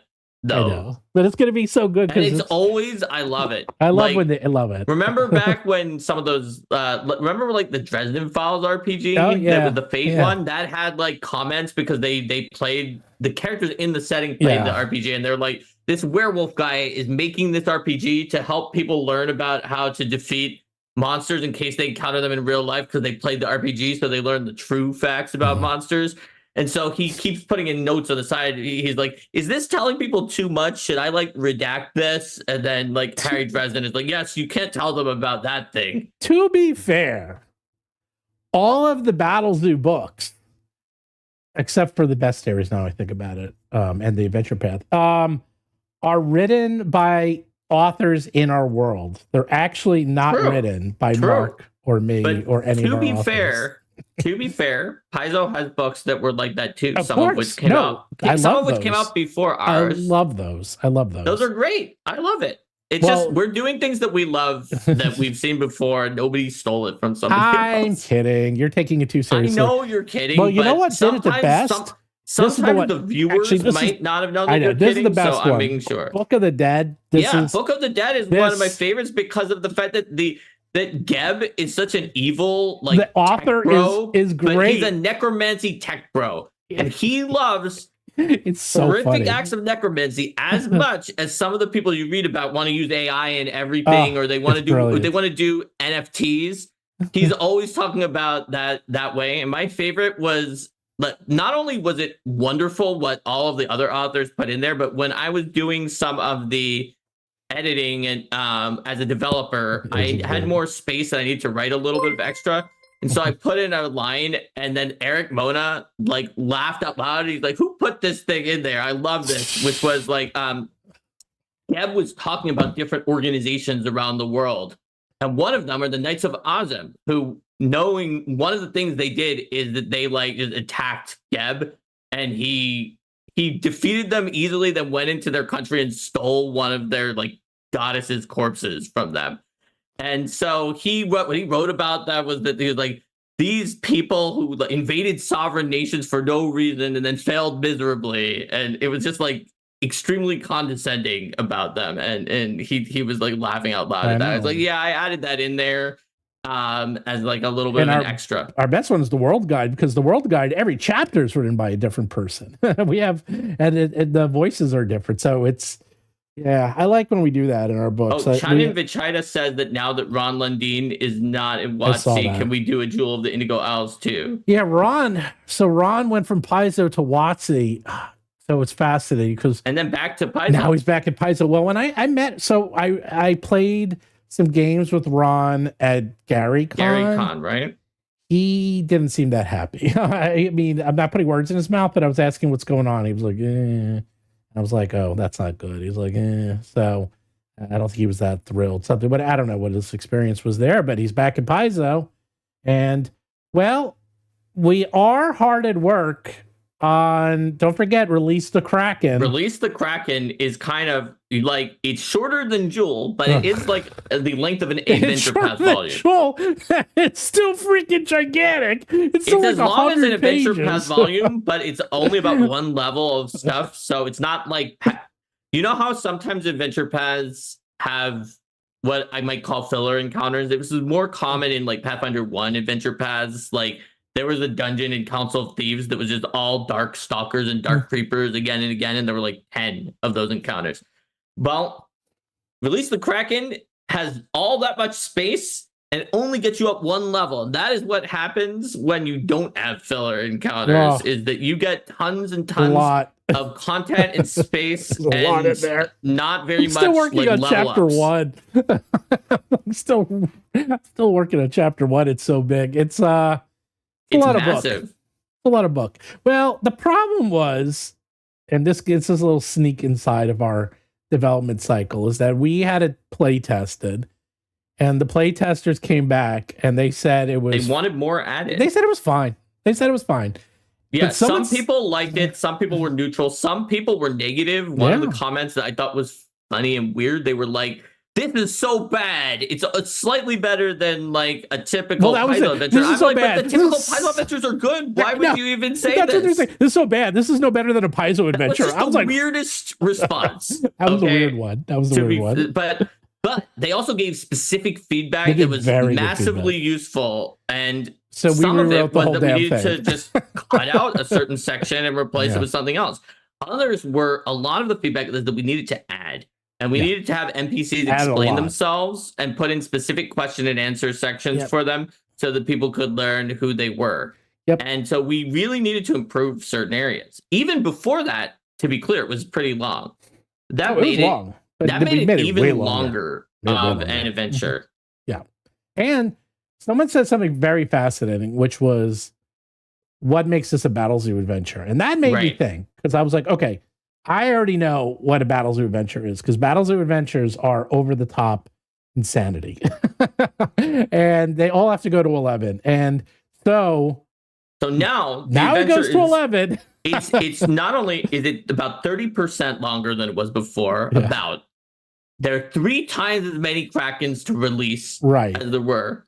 And there's a massive going to 11 thing that was added at the end. But even at the beginning, it was still pretty long, because when you think about it, like, we were looking at it in about the same niche as an adventure path in terms of like the price point. So it's not that surprising it came out around where an adventure path would be. Here we go. You can do a new class for RFC with feats like, I know a guy, let me call my lawyer, and you may not know this, and I have all the lore skills. Yeah, well, we already mentioned the Glicker background because he has every background, so he has all the lore skills in the past. So you're accurate, Delirious. But he also would definitely always be closing. Hey, Derek, are you on? Derek, I broke Derek. Derek and I were together for a week, nonstop. We're in the same room, ate all of our meals together. We worked together for a week of me and Derek together. And I broke Derek multiple times with the, let me show you something. It was so good. I have to wait till he comes on the show, but he's gonna flip out, because. So I made the Steven ancestry for Daggerheart that one time using their card creator that we put on there. Oh. He had the Glicker luck and always be closing. Actually, recently you added, that was the best feat, man. I saw you added that feat. Oh, always be scheming. Did you see? Oh, always be scheming. That was so good. Yes, I was about to mention it too. Stevens must have seen it. So for all of you in chat, you don't have this yet, but Living Legends is very, very, very close. Like the text for Pathfinder 2. And one of the feats I wrote for the Diabolical Schemer archetype, in fact, the 20th level feat is called Always Be Scheming. Yes. Always be scheming. I read that. I was like, okay, that one gets an A+, but there was one right before it that was just as good. Hold on, I'm looking it up. It would always be scheming. This is very close to done, by the way. I'm just finishing up these things. What was the other one that you liked? Hold on, I'm looking. I got to go to the devils. Hold on. Okay. Oh, here we go. Let's see. People in chat are talking about the comments that we were saying in terms of APs. I think it just depends on your group whether you like adventure paths or not. Oh, I liked. Oh, from hell's heart, I stab at thee. And that's right before everyone. I'm like, those are, you have three of the best schemes within schemes. From hell's heart, I stab at thee, and always be scheming, dude. Those might be the three. And those are right next to each other. I think you broke it. I'm like, okay, you're done. You're never going to come out. Those are also really good. You're never going to go with better names, man. Schemes within schemes let you just do schemes off of your schemes. Hell's Heart I Stab at Thee is when the enemy crits you, you just stab them. And then Always Be Scheming gives you a quick into action, which you can use for a variety of schemes. Yeah. And so this archetype, by the way, the Diabolical Schemer, the Pathfinder version of it, has an ungodly amount of special clauses at the end of its feats because it's so scheming that it's always being like, well, but if you combine this with this other thing that you also had, then it will also do this because you're a diabolical schemer. That's the kind of thing you want to do, right? Yeah, it's good. It's good. It's good. It's really good. We actually got to get to the playtesters. Actually, I'm going to do that after this. I'm going to print it out. Mark, and then we should get it to the testers because the art's not all done. I still have several pieces. Yeah, I know we have 2 that are sketch pieces in there, but could we launch a version 0.9 with sketch pieces? No. Well, I'm going to do it for the testers because I need to proofread and the testers to go through it before we release it. So that is fair. And it's going to take me a few days. Plus, the testers can get it towards the Foundry people too, I guess. Yeah. Well, it will take me a few days to. I got to put in all the copyrights. I got to do all the layouts. I got to do the books, like the bookmarking. Like that actually takes a while. It's actually a pain. And I just finished up the backer kit for Secret Tomes, so that is going to go out today. So that's really, really good. I know. Well, I've been doing a lot. I mean, in 1 week, we both have. we finished that. I mean, I'm the one who wrote. No, I know. I know. You had to finish that up. I finished up Dolahands. We finished up. We finished. Actually, we got to get those to the testers too. So we have like Dolahands done. I did version 2 of Battlezoo Bestiary Elemental Storm, which was a lot. There's a lot of changes, and so many changes that in the comments I just wrote.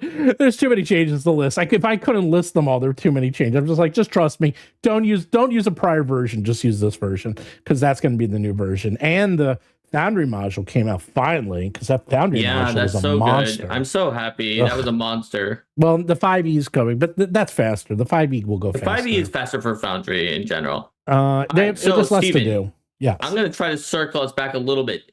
Would you say that I've partially convinced you with my theory of the case that it's not heading for a crash and that these games it's not heading for a crash, but it is going to be much harder to break through. And I'm even seeing this on Kickstarters because a whole bunch of people were released Kickstarters, and some of these people were doing $1 million Kickstarters just on anything they did. I'm not going to name names. And then the last Kickstarters were doing, again, now $200,000 isn't terrible. Or $150,000. But if you expected $1 million every time, well, it's that's a lot the thing. less. Compared to the past ones, it was actually very, they're doing like 1/5 of what they were doing before. And I have a feeling, I bet you they were not happy with I bet you a lot of these people were not happy with those Kickstarters. Was it about the same number of products spent? Like was it about the same pledge amount or was it a lower pledge? I think it's a combination that there's less, there are less dollars to go around because people, if they're going to only spend, that's what I was getting at, by the way, there is a limited amount of money. Okay, like, yes, the pool of players is everyone in the world. But let's just say and a lot of those people don't know about any RPG except D&D or possibly not even D&D. You're completely right. Just completely right. But let's just say, I'm just making up this number. Let's say 5 billion, not 5 billion, not 5 billion. Let's say $500 million was made on TTRPGs last year. That's it. That's probably reasonable. It's actually probably closer, maybe $1 billion. All right, maybe it's probably somewhere between 500 and $1 billion. I actually could figure out the number, but off the top of my head, we'll say 500 million. So 500 million is what TTRPGs did last year. You know what? Even if like everything in the world came out and like the start, whatever the most popular, the Grand Theft Auto 6 TTRPG came out, and the Avatar TTRPG came out, and they like take the most popular properties and the Taylor Swift RPG came out, like all these RPGs, it wouldn't go from 500 million to 5 billion. It just won't. It just doesn't. It will slowly. It would go up from 500 million to 700 million. Like it takes a long time for these things to move up, but it can continually grow up because the person who didn't buy the Taylor Swift RPG might buy it in a year or 2 or 3. That's why they have a very long tail. These RPGs go forever. So it takes a while. I feel like if you're small enough that you might be able to go up more from 5 to 7. Like if there was a Taylor Swift RPG, for example, maybe that would be. You gave it as a straw, like a ridiculous example, but maybe that would be enough to make $1 billion on its own and go from 500 to 1.5. Like, I don't know. It would have to take something of that degree. So Derek sent a super chat that said it's almost like the systemic destruction of the middle class is bad for business. Yep. That's why you go digital and go international, my friend. Because you have to. You can't just depend on one market anymore.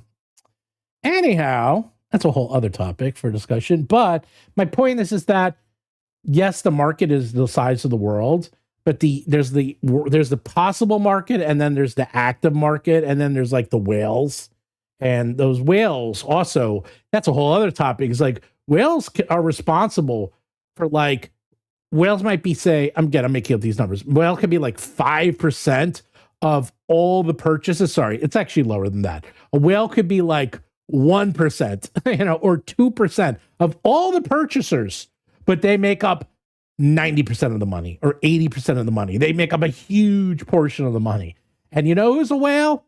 Probably every single person watching this video right now, you're probably a whale. I'm a whale. I want to be clear that whales by the tabletop RPG industry standard would barely be considered to be a dolphin. By the standard of most games that use whale versus dolphin, they'd be a tadpole compared to other games, right? Because in other games, I often talk about this and be like, well, if you want to be a whale for us and you really love our products, that means that you back like our highest Kickstarters a tier, and you're like, let's design something with Mark and Steven. And for us, those are whales. But like when you look at the amount that person is actually paying to us, it's like so much less than what would be considered a whale in other games. And also most of that money goes to just pay for like, say, a piece of art of the thing that they were doing. So it's more that like we just like to have these higher tiers and to connect with people. But Steven, you're right that most of the people who are watching this, and it's sad for the tabletop RPG industry, is that even the fact that you're buying all of your games and continuing to buy products kind of makes you into the top whale, 1 to 2% whale tier of tabletop RPGs. And so many people just play it with their friend's copy of the rule book, or using online tools that are put out by the game company, or pirating the book from some source online. Linda keeps linking me and being like, should I tell Steven I just found all of your books online illegally? Whenever she should actually take them down. Actually, I can give her the form. She can't take them down because she's not you. No, she can actually. I give her the form, and I can give her authorization. There you go. But I do keep taking them down. It's annoying. They come down within 24 hours. But what was I going to say? Oh, here's something interesting. Is that in my game right now, and these guys are like, we're talking people who've been playing for 45 years. How many of them even own any books? Nothing. Right. I was about to say they don't own anything. They own nothing. They own nothing. They haven't bought a Pathfinder book in years. They play Pathfinder every week, and we're playing now on Foundry. I bought Foundry, and everything is done in Foundry. So they need nothing. They have bought nothing, and they all play. That is the problem.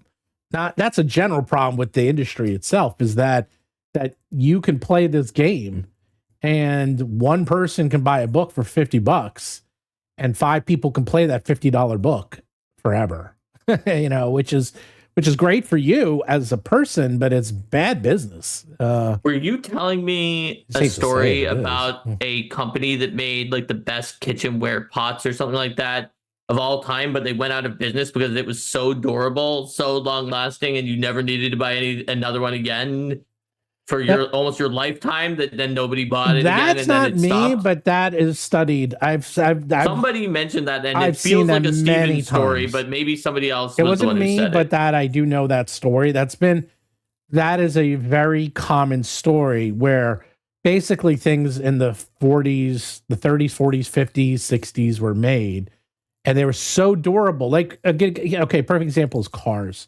Like, cars were originally designed. Remember, there's this thing called the tune-up. Does anyone even remember a tune-up? So what you would do is you would buy your car. By the way, it would never work right away. That's a modern thing, having your car work. You would buy your car. It would not work because they weren't that good back in as late as even the 80s. And then you would bring it to your mechanic and they would tune it up, which means they would go through and fine tune it and make it really good. Because when you bought it off the lot, it would usually be a little messed up.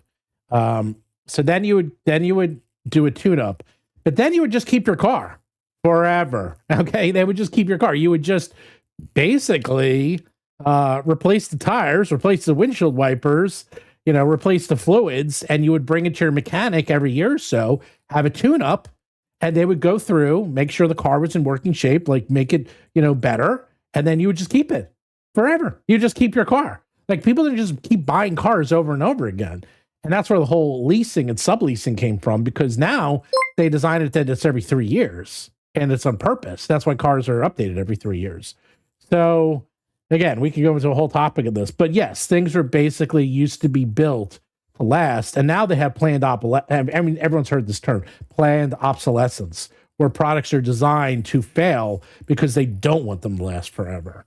And that's sort of been a big thing that really started in pretty much the 80s and 90s. Also, disposables was a big thing. Disposable razor blades, anything really. Disposable coffee, those pods that are very popular, things like that. So they're basically trying to figure out how to make everything a subscription model. What would a non-disposable coffee be? Well, in the sense that you would get coffee, but you would buy beans, and that's it. Okay. And beans are cheap. But now what people get is these pods. And these pods are proprietary. In fact, if you try to get imitation pods and put it in the machine, it doesn't work because they have like RFD codes on them. Okay. People are freaking. That's how profitable this is. Why is that more disposable? The other examples you gave are all more disposable. The coffee, you can buy a pound of coffee for I don't know what it is now, but it used to be like $1. And the pound of coffee can last you a month.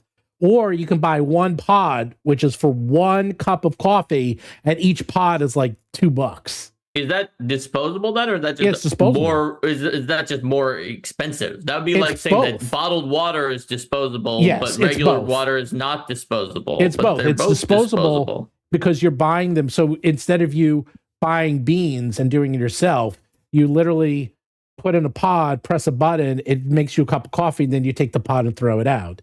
And that machine will only work on pods. It doesn't work on anything else. And it only works on that brand. What's a similar? Think of ink in printers. That's I get that. Yeah. Oh, okay. With toner. Yeah, like toner. Right. But it's disposable either way. But in this case, it's proprietary and predatory in certain ways. Yeah, no, it is. So we have a couple of super chats. Shannon Vichita super chat and said that's been the problem for a while about the limited number of buyers in a gaming group. Is this just tabletop RPGs will always be living on whales? I think that.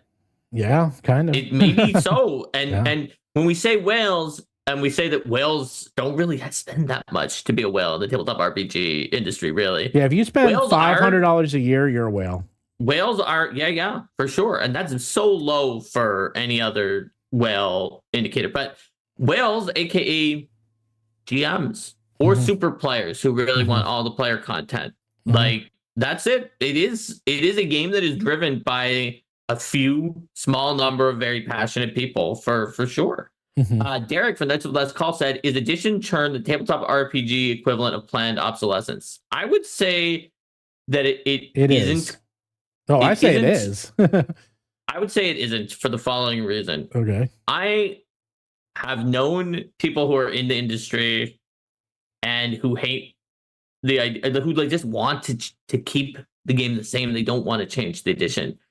But edition churn is a different cycle that is not the same as played obsolescence, because there's no such thing in the game industry as that pot that's just going to last you forever and everything's going to be doing all right, because of the fact that some groups will find that the current game is just going to be fine for them and they don't need another game. They found their game, they're going to stick with the game. But if you don't put out another edition after a certain amount of time, maybe perhaps D&D would be able to get away with it, but I think probably not even D&D. I don't know D&D's numbers. If you're not D&D, you will see your player base, everything else will just shrink. It's not evergreen for that tabletop RPG. If you don't put out another edition, you will eventually die. All right, I just did a poll. I want to see how much people. And it's not because they planned it; it's that you eventually have to. That's just how the curve goes. By the way, everyone says they're wondering if they're whales. So I put out a poll to see how much people they spend. How much spent on tabletop RPG in the last year? All right, I did 0. I know no one's going to put down 0 because if you're watching this, you probably spend at least $1. But I got to put it in there. It'd be crazy. Well, okay, a few people did. Oh yeah, I guess some people watch our. I guess some people just really enjoy learning about and there's nothing wrong with that. Enjoy learning about the business of RPGs. Or you're one of my players that are going on. You're literally one of my players. If you're one of my players, you will put down 0. That's 4 players right there. And I know for a fact they bought nothing. Nothing. And look. It looks like about 70% of the viewers have spent at least $251. Yeah. That's high for tabletop RPG standards. I know. It really is. I know. It's a lot. Like in D&D, if you don't go to third-party stuff, for a lot of years, they didn't even have out that many books. You could have bought all the books and you would have been in the second to top category that Steven put in there. Yeah. Yeah. And, but $500, it's not a small, it doesn't sound like a lot for this industry, but, it's a lot of money in general, because especially if you don't play them, or there could be a lot, that's something that that's a whole other topic, because I'm actually getting really mad because the starter set comes out next week and there's people in the industry that keep saying this. They're like, oh, it's $50. It's a lot of money. It's $50. A lot of money. $50 is a lot of money. I'm like, that's not a lot of money for what's in there. Shut up. All these starter I'm so sets, mad at all them. these starter sets are lost leaders I'm so to mad. begin with. Yeah. And first of all, there's a ton in the starter set. And second of all, the last starter set, which came out 10 years ago, was $30. I hate to break it to you. That's $50. Okay. With inflation, $30 10 years ago was $50 today. It's the same price. It's exactly the same price. And that starter set sucked, by the way. That starter set was terrible. This starter set looks absolutely fantastic. At $50? Yeah, okay. That's what it costs, man. Like, wait until 10 more years when it's going to be like $90 or $80. If you look back, and I was buying video games when I was a kid for $12. And people were like, oh, $12. Yeah, $12 back then was $50. Okay. Actually, it was 60. It was like $60. That's just, people forget inflation. It's like video games. And then when you talk about games, we've had this discussion. It's like, I talk about games that I bought back in I bought my biggest one was Sword of Vermilion. I gotta look that one up. Sword of Vermilion. How much was that? Sword of Vermilion came out in 1989. All right, so how much was, let's see, $79 in 1989. So Sword of Vermilion. So people are like, $80 video games are too expensive. $80 this. Sword of Vermilion cost $79 in 1989. That is the equivalent of $205 today. So I stupidly bought Sword of Vermilion for $205. That's what I spent on a video game. Just letting you know. Video games and these books, they're all too low. I know no one wants to hear that, but they really are. It's really kind of criminal. We've mentioned it before on this, and it just is true. Oh, like Knights of Last Call saying, dude, Seattle breakfast. Every night, Derek and I would go get breakfast in Seattle, and all we got was a bagel with bacon, egg, and cheese, and some sodas. That's it. How much do you think 4 Diet Cokes and 2 bagels with bacon, egg, and cheese cost, Mark? 4 Diet Cokes, 2 bagels with bacon, egg, and cheese. Yes, cans of. And where did you get them at? We got it at a coffee shop on the way to in downtown Seattle. Okay, in downtown Seattle. Okay, oh, that's right. I'm gonna say that it cost you $30. A little bit more. It was like $42. It was like 42. Yeah, I was close. It's insane. That's ridiculous. Close. And that's for like, and that's what happened is like when people would come by and they would balk at buying like the Dragon book for $40. I was like, dude, that's freaking breakfast. Okay, you get an entire book that can last you forever for what you paid for breakfast this morning. I mean, it's kind of unbelievable. All right, I'm going to end the poll, but let's see. All right. 57 votes, so about a third of the people. So, yep, there we go. 1% of the people did 0. So there you go. A lot of people are whales. The vast majority of you guys are whales. So. We're at the very least in that nearly whale level. It was like 70% were in the top 2. 75% almost, yeah. Mm-hmm. So, yeah, it's funny he was saying that. Yeah, it was insane how expensive this stuff is. But I don't remember. I lost track. I lost my head. My head came off. Last forever. Did we say all of the super chats? Like, I think of myself as a patron from Lot Unfinished Projects. I think a patron is a really nice word for it. I think that sometimes whale has a skew to it that sounds more negative than it should be. I think that's a term from casinos. It's a term from casinos, it makes it sound more negative in some ways. But I think of people as being part of the role-playing community, and the ones who are those patrons, who are those whales who can spend more, are an important part of making the game possible for everyone else who can't. And so I feel like there's nothing that there's actually, it's good that people like that are around. And if anything, it's helpful to the people who can't afford more, that some people can put in a big spend and then other people can play for less.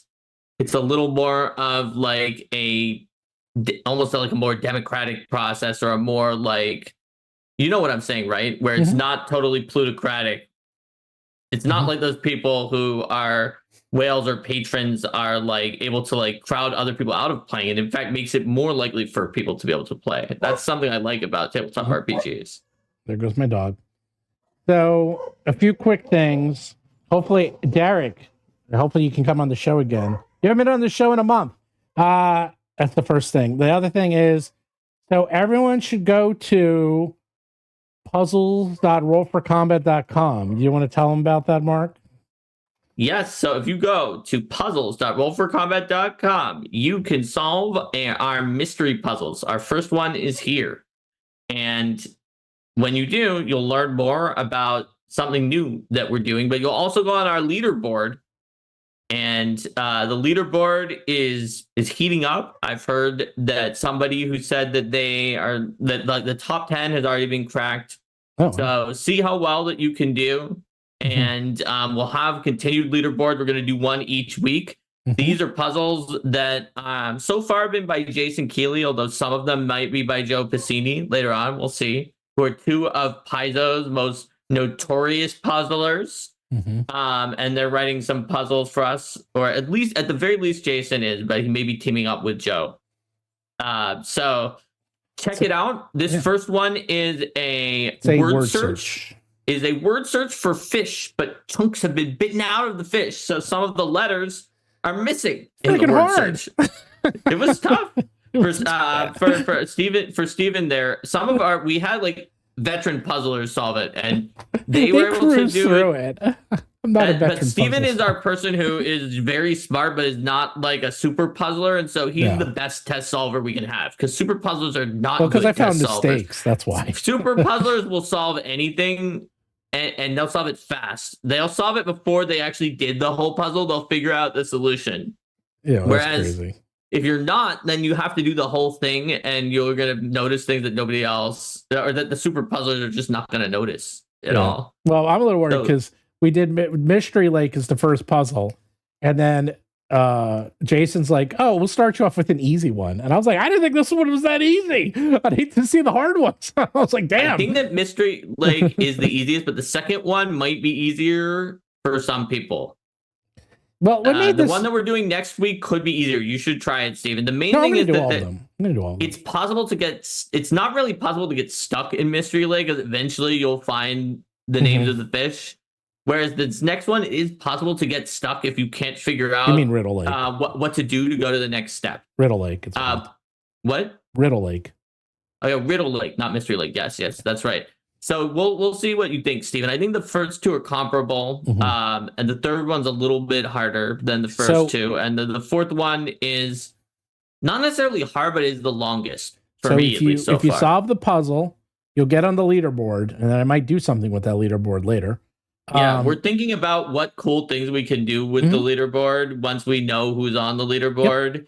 Like, for instance, if we found a way to calculate like the overall leaderboard, I'm doing that too. Or like if we give a score based on where you're on the leaderboard, and then we could maybe find a way to put like some of the leaderboard into like the products, like I think like it's good. I don't even think ranking is, I wouldn't. It's ranked. We wouldn't necessarily. I don't care about 1, 2, 3, but we're not going to be able to include every person who solved it. No, but if you solve it, I think that's good enough. But we'll figure something out. That's fair. Maybe if few enough people solve it, we could have a list that includes everybody, just alphabetically. Yeah, we'll figure it out. You'll figure something out. If we need to do a cutoff anywhere, we'll use the leaderboard to determine that. But we'll see how many people solve it. But you go to mystery.rollforcombat.com. You can see the first riddle, the first puzzle, the first mystery.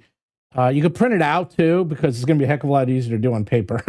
You can't really do it online. So you print it out, you could do it, and then figure out the answer, then type it in. And if you get the answer right, you get added to the leaderboard, and you get to see the prize. And I won't spoil what the prize is, but it's pretty cool.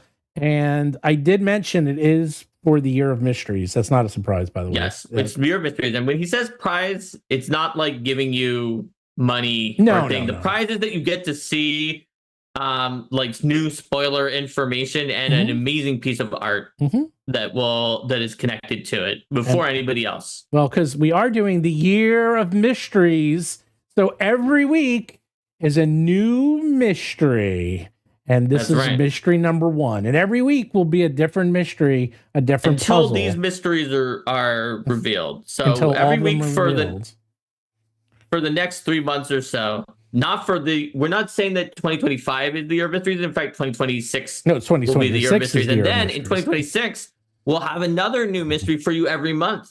That's right. How about that?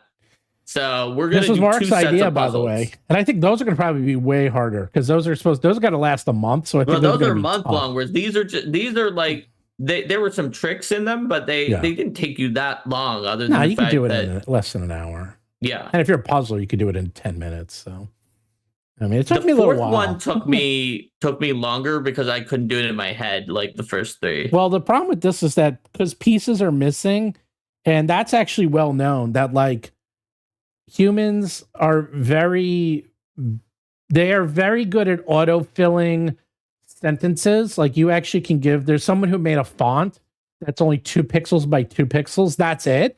And it's completely readable, because humans are amazing at filling in word spaces and finding patterns. But as soon as you start taking out pieces of words, some people are better at it than others. It's like Scrabble. Like some people could just figure that stuff out. It also depends on which piece you take out. Well, a lot of these are the first letter. Researchers have figured out which pieces matter, and they've sometimes put out entire long like quotes where they took out tons of letters, and it's easy to read because they intentionally left behind the ones that they knew you would be able to read it. Yeah. And then you're like, oh my gosh, how could I read this? Most of the letters are gone. But then if you take out those important letters that are needed to read it, even if it's only a few, it can slow you down like that. Yes. It's really interesting. Also, if you make things in capitals, I used to teach this as capital letters will really slow down your reading. Italic letters will slow down your reading. Different, fonts obviously will slow down your serif versus sans serif. Serif is easier. Sans serif is easier to read on headlines. Serif is easier to read on body copy, things like that. So there's all this stuff. Someone asked when I'm hosting Foundry.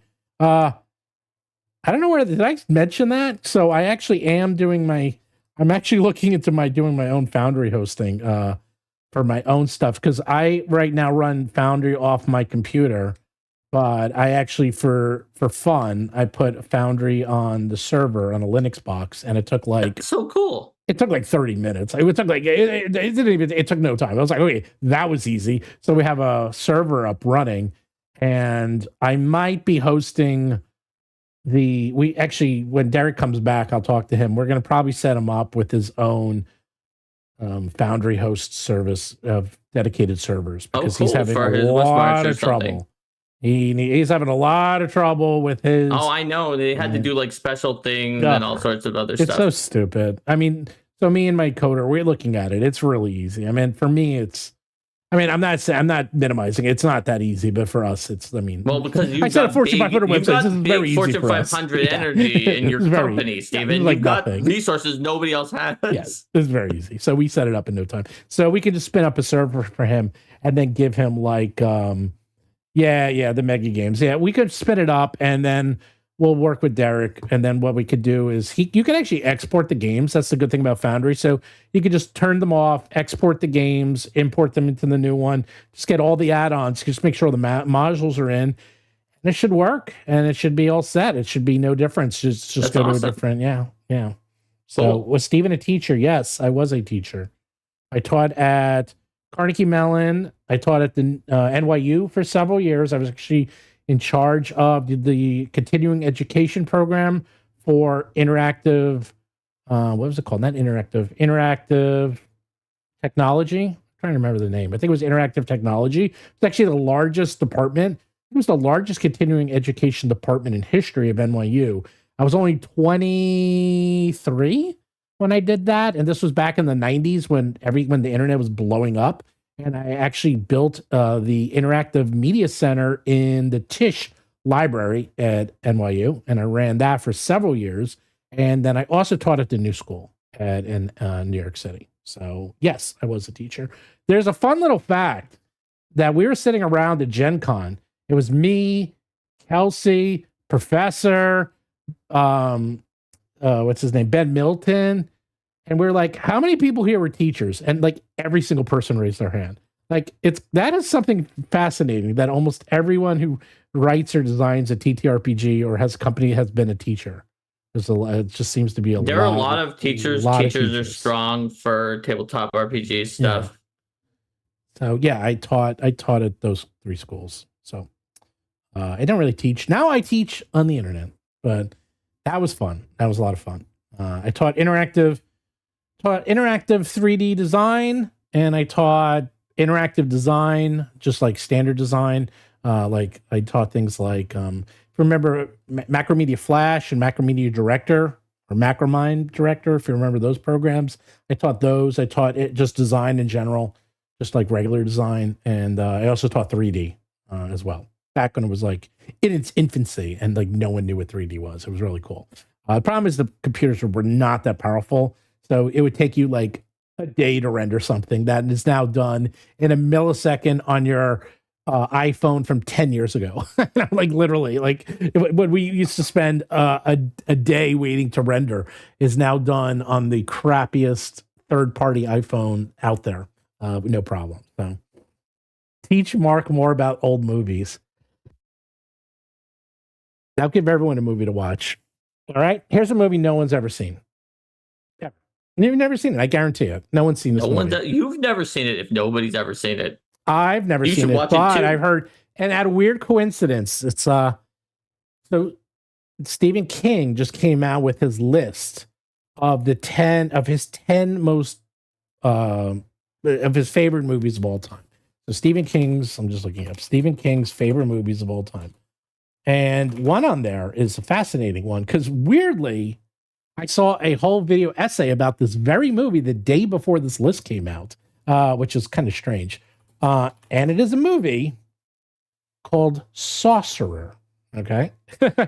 Which everyone knows I mispronounce, which makes it even funnier because it's like Sorcerer the movie.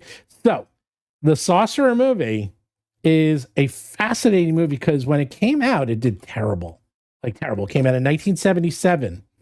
And it has Roy Schneider, and it's based on this I think it's a true story, called Wages of Fear. And Wages of Fear is a 1953 film that is very popular. It's one of the best films of all time.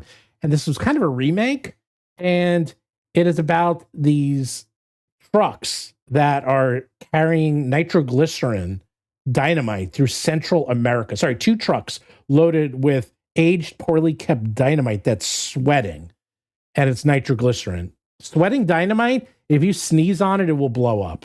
Okay, this is actually true. So it's beyond unstable. And if you saw Lost, they went into this in Lost. People got blown up all the time in Lost because they had nitroglycerin that was if you ever have dynamite sweating, that means it's about to go off. And they have to bring it through the jungle. Now they filmed this in Central America on set, and this is a brutal movie. Like the making of this movie was as bad as the actual movie. But it is amazing. But a few things killed it. 1, when it came out, no one understood it. 2, no one understood the title. And 3, it came out against this little movie called Star Wars. You might have heard of it. So it probably didn't do very well. Coming out the same day that Star Wars came out. So, Sorcerer. Yeah, everyone's saying Sorcerer is my recommendation. But now every filmmaker on the planet Earth is coming out, like Quentin Tarantino. He's like, best movie ever. Like everyone is saying how great it is. Yeah. Came out, negative reviews, box office bomb. It made $5.9 million. That's it. I can't find a Sorcerer movie anywhere. Sorcerer film. Here, I'll send out the... I can't find Sorcerer. Here, I'm sending it out. Wait. Okay. I think I get it. Is it the Sorcerer film? No, I just sent it to you. It's called Sorcerer. Oh, it's the Sorcerer film. Yeah. I thought you were saying it was literally called Sorcerer, like the thing that you say instead of Sorcerer. Sorcerer.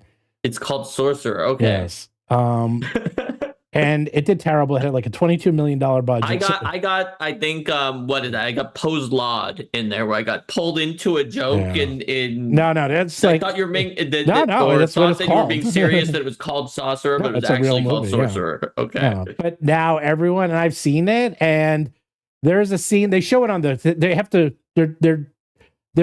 these trucks, like you can see in the picture there, are going over a bridge in a rainstorm over a river, and the trucks are like going like this, and it's not special effects, but that was real. Like these trucks are like and that's what makes it so tense. You're watching this and it's like, oh my God, these trucks are going to freaking fall in the water. And this is filmed in 1977. There's no CGI. There's no, this is all going to happen. And it's mind-boggling to watch this. That's something else, by the way. That's why I love watching older movies. And by old movies, I mean the 70s, which really isn't that old. But the point is anything really before the 80s, because everything's practical. Everything's practical. There's no...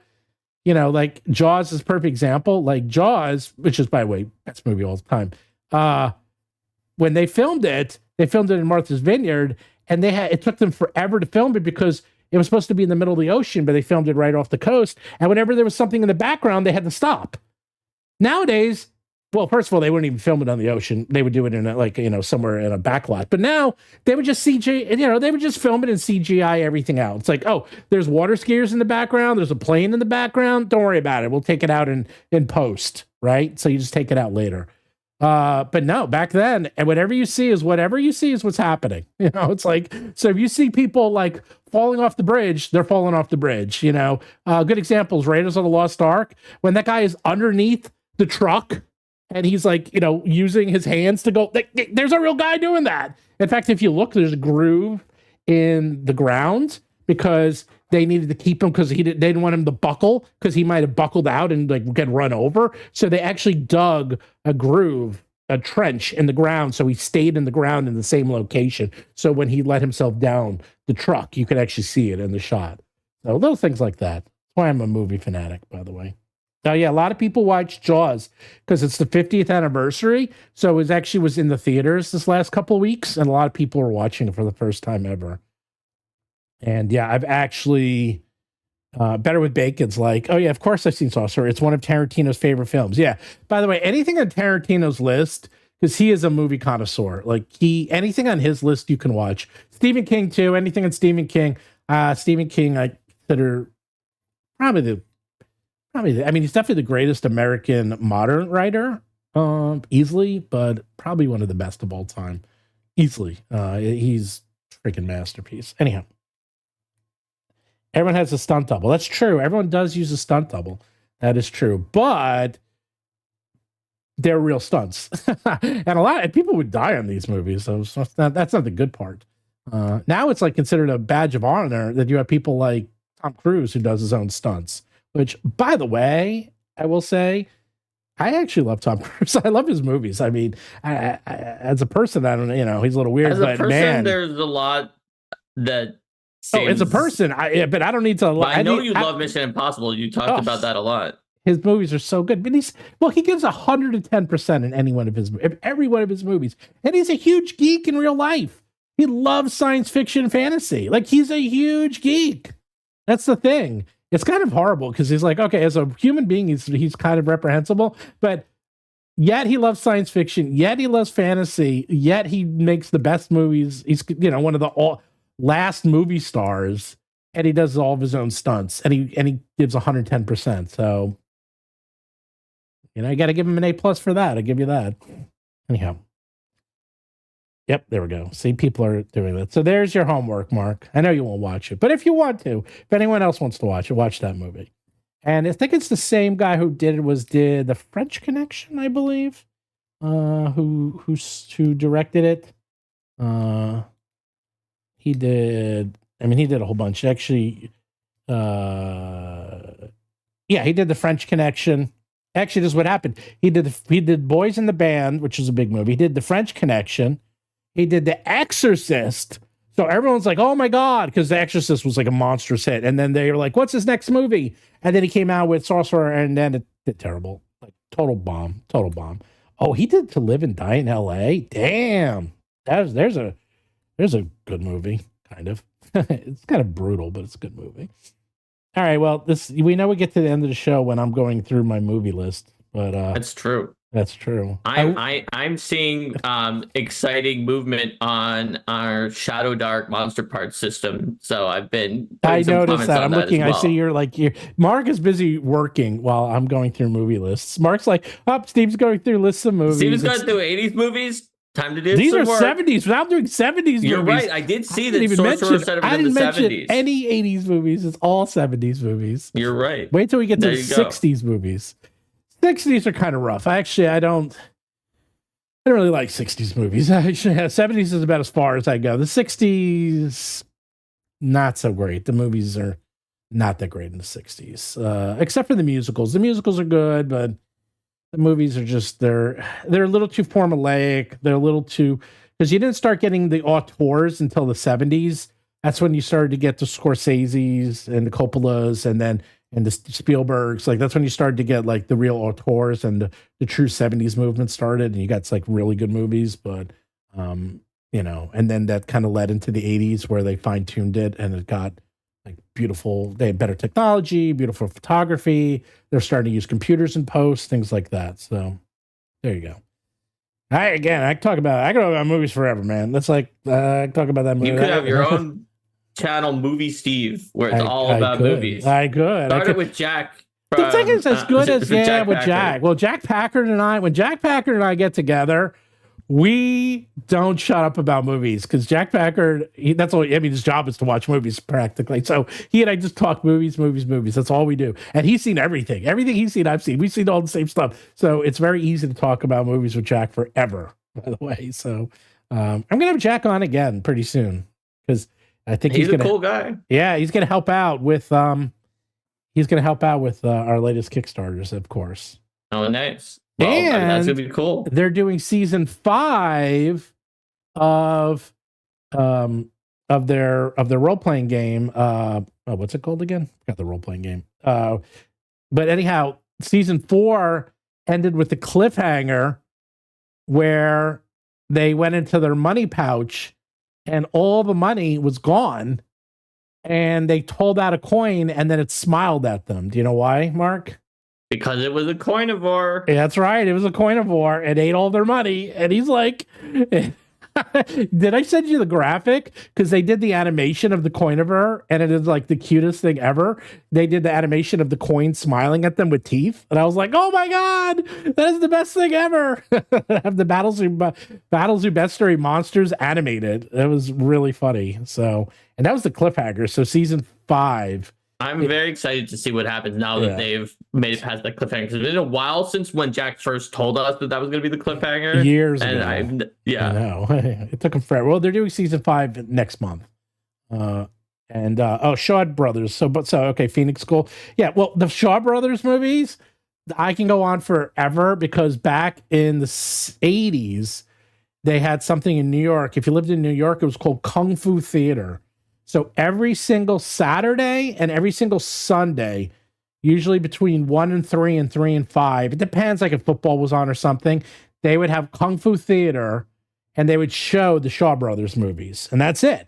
So every weekend, me and my friends would get together and we'd watch Kung Fu Theater. So I've seen every Shaw Bros movie and then some. I've seen them all. And the thing is, there's only 5 guys who did the voiceovers on those movies. And so you'd hear the same guys on all the movies and they would just do variations of their voices. It was really funny.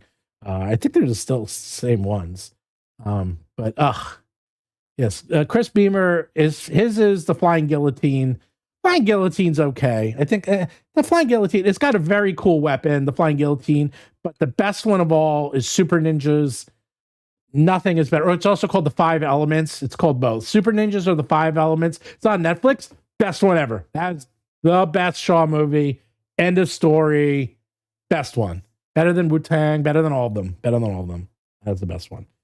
Mark's eyes are glazing as he's typing and working. And I'm just going on and on about Kung Fu Theater and Shaw Brothers movies, but you can get all these movies on Netflix. I'm pretty sure I think most, if not all of them, are on there. But if you want to see some really good movies and the special, the fighting techniques, oh my God, fighting techniques in those movies are so good. They're not wire fu, because wire fu came out in really the 90s, and that was perfected with Once Upon a Time in China. Those were the original wire fu movies, but. Anyhow, all right, I think I've talked enough. Talk about 80s Canon films. No, I can talk about Canon. Canon is a weird company, by the way, but I can talk about it. And Big Trouble in Little China. I saw it in the theater, by the way. Greatest movie. Best movie. Makes no sense. Totally bizarre. Totally insane. Actually, the guy who played Raiden just died. Was it Raiden? Or it was one of the 3 wins. It just died recently. It's kind of sad. So, that movie is so good. If you can do a TTRPG, Mark, on any property, what would you do it on? Because I was just thinking, because there is a Once Upon a Big Trouble in Little China, I think TTRPG. There's a board game out. Because I always wonder about that. I was like, because you could probably get some of these, but I don't think I would actually ever. If I could get any property in the world, yes, to make a tabletop RPG, yes, out of that property, yes. Gosh, that's an interesting question. Yeah, Kurt Russell is not the main protagonist. That's another part about that movie that makes it really what would weird. Be a fun thing to do a tabletop? I don't know. There's too many good choices. I'm just gonna pick whatever I'm recently playing. Thundar the Barbarian. I've been recently playing Persona, so maybe do a Persona RPG. That'd be cool. That'd be amazing. That would be a good one. I don't know if it would do I'd love to do a Persona tabletop RPG. That would be really hard. So you know what? That's a lot of work. Atlas, if you're watching this video, why are you watching Roll for Combat Live? But also, I'd do it. Yeah, that would. Oh my god, you know how much work that would be? You know how many demons there are? Yeah, but think about it. And they've got. I mean, they've got such amazing everything. Well, the world's they've got amazing already built. visuals. They've got amazing music. Yeah, it's just a good system. And the world's already built. And wow, there's so many additional stories you can tell with that framework where it's the modern world, but there's this cognitive world that you can go into. And as they proved by continuing to tell different personas with it. So all right, I'll look into that. Oh, you're seriously look into that? That'd be very cool. I'm kind of curious. Well, because you can. So there's a thing called the license show, and I'm going to go to it this year. And that's where these people buy and sell licenses. So if you are interested in doing a license property, that's where the people are there selling their properties to become turned into something or anything really. So they'll be there saying, "Okay, I'm selling like Eric Mona goes there every year for Paizo, and this is where he sells Pathfinder properties if they want to turn it into a TV show or a movie or a game or whatever, you know." So you go to them, they have a booth or they're just there, and then you make meetings, and then they literally have. You just figure out the deal, and they're not that expensive, especially for some of these older properties. Like I have the ones here, like the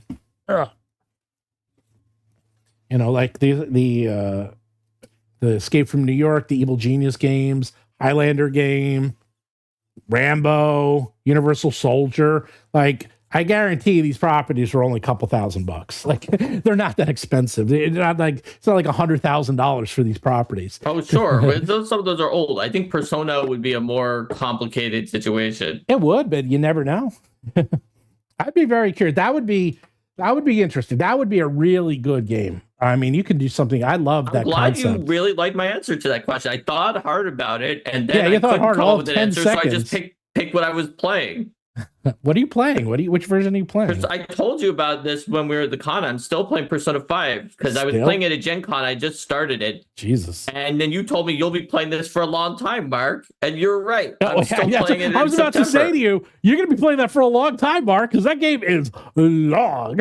I started it right before Gen Con, and I am now about to go back into the same dungeon from the prologue, from the tutorial. So that I'm very close to the end-ish. Woo! That's a long game. Well, it's a long game. I have been playing lots. I don't get that many hours of it per day because I'm mostly working or doing other things. I'm the same way. I think I have like 90 hours in it or something like that. Well, if you have the extended version, which I'm sure you do. Yes, I have Royal. Yeah, Royal will probably get you like another 30 hours because it keeps going. Yeah, I thought because I'm pretty deep into that dungeon was the one from the tutorial, but I guess there's going to be a lot more stuff from Royal. Fair enough. There's more. Well, they extended it, but I've been playing a lot of things here and there, but I've just been waiting because. Out comes tomorrow at midnight is Borderlands 4. And let me tell you, I love Borderlands invented the looter shooter, and Borderlands 1, I don't like Borderlands 1. Borderlands 2 was fantastic. I loved Borderlands 2. Played the crap out of Borderlands 3. Hated Borderlands 2. Borderlands 3, hated Borderlands 3, hated it beyond belief. But I saw Borderlands 4 at PAX. I see what they've been doing with it. Actually, I spoke to some of the people who stopped by our booth, was actually from Borderlands, and we're talking to them, and it looks great. It looks really good. So I'm very, very excited to start playing that. And I love looter shooters. So good. Let me rephrase that. I like good looter shooters, and they invented the genre. So I'm very excited about Borderlands 4, and maybe even put together a little team because I don't know anyone else who plays it, and it's definitely fun. Actually, I know who will play. Lauren plays Borderlands 4. Actually, I'll get in touch with Lauren because she is a maniac, and she will play Borderlands 4 with me. So there you go. Actually, I'm going to do that right now. I bet she's going to like won't stop. Do it right now. I'm going to talk to her, say, "Hey, let's play," and she's going to be like, "Oh, let's do it." She's going to send me a wall of right text now. because she's going to be like, do Borderlands right in the middle of this thing. No, it's not out yet. It doesn't come out till Friday. It comes out at midnight. Okay, do it on Friday then. I might. With Lauren. I might. Actually, I can't because I'm going to the Met game. Oh, yeah, Mets have to win out over anything else. I get it. Well, it's the Mets and DeGrom is pitching, and DeGrom hasn't pitched since he was on the Mets, so it's a big deal. He's coming back for the first time. We got the 70s movies, and now we've got the Mets. We couldn't stop until we got the video games. We got video games in there too. Video games are fun. We got it all in there. All right. Take care, everyone, and we will see you next week. Maybe Derek will be there. Maybe he'll still be in Vegas. Who knows? Which Vault Hunter? I'm going to play the Siren because she's a pet class. And I always play a pet class. I love pet classes. I'm a hunter in World of Warcraft. So as soon as I saw the Siren had a pet, I was like, oh, that's my class. So there you go. So until next time, if you want to see Steven playing a Siren, you have to roll for combat. Roll for combat.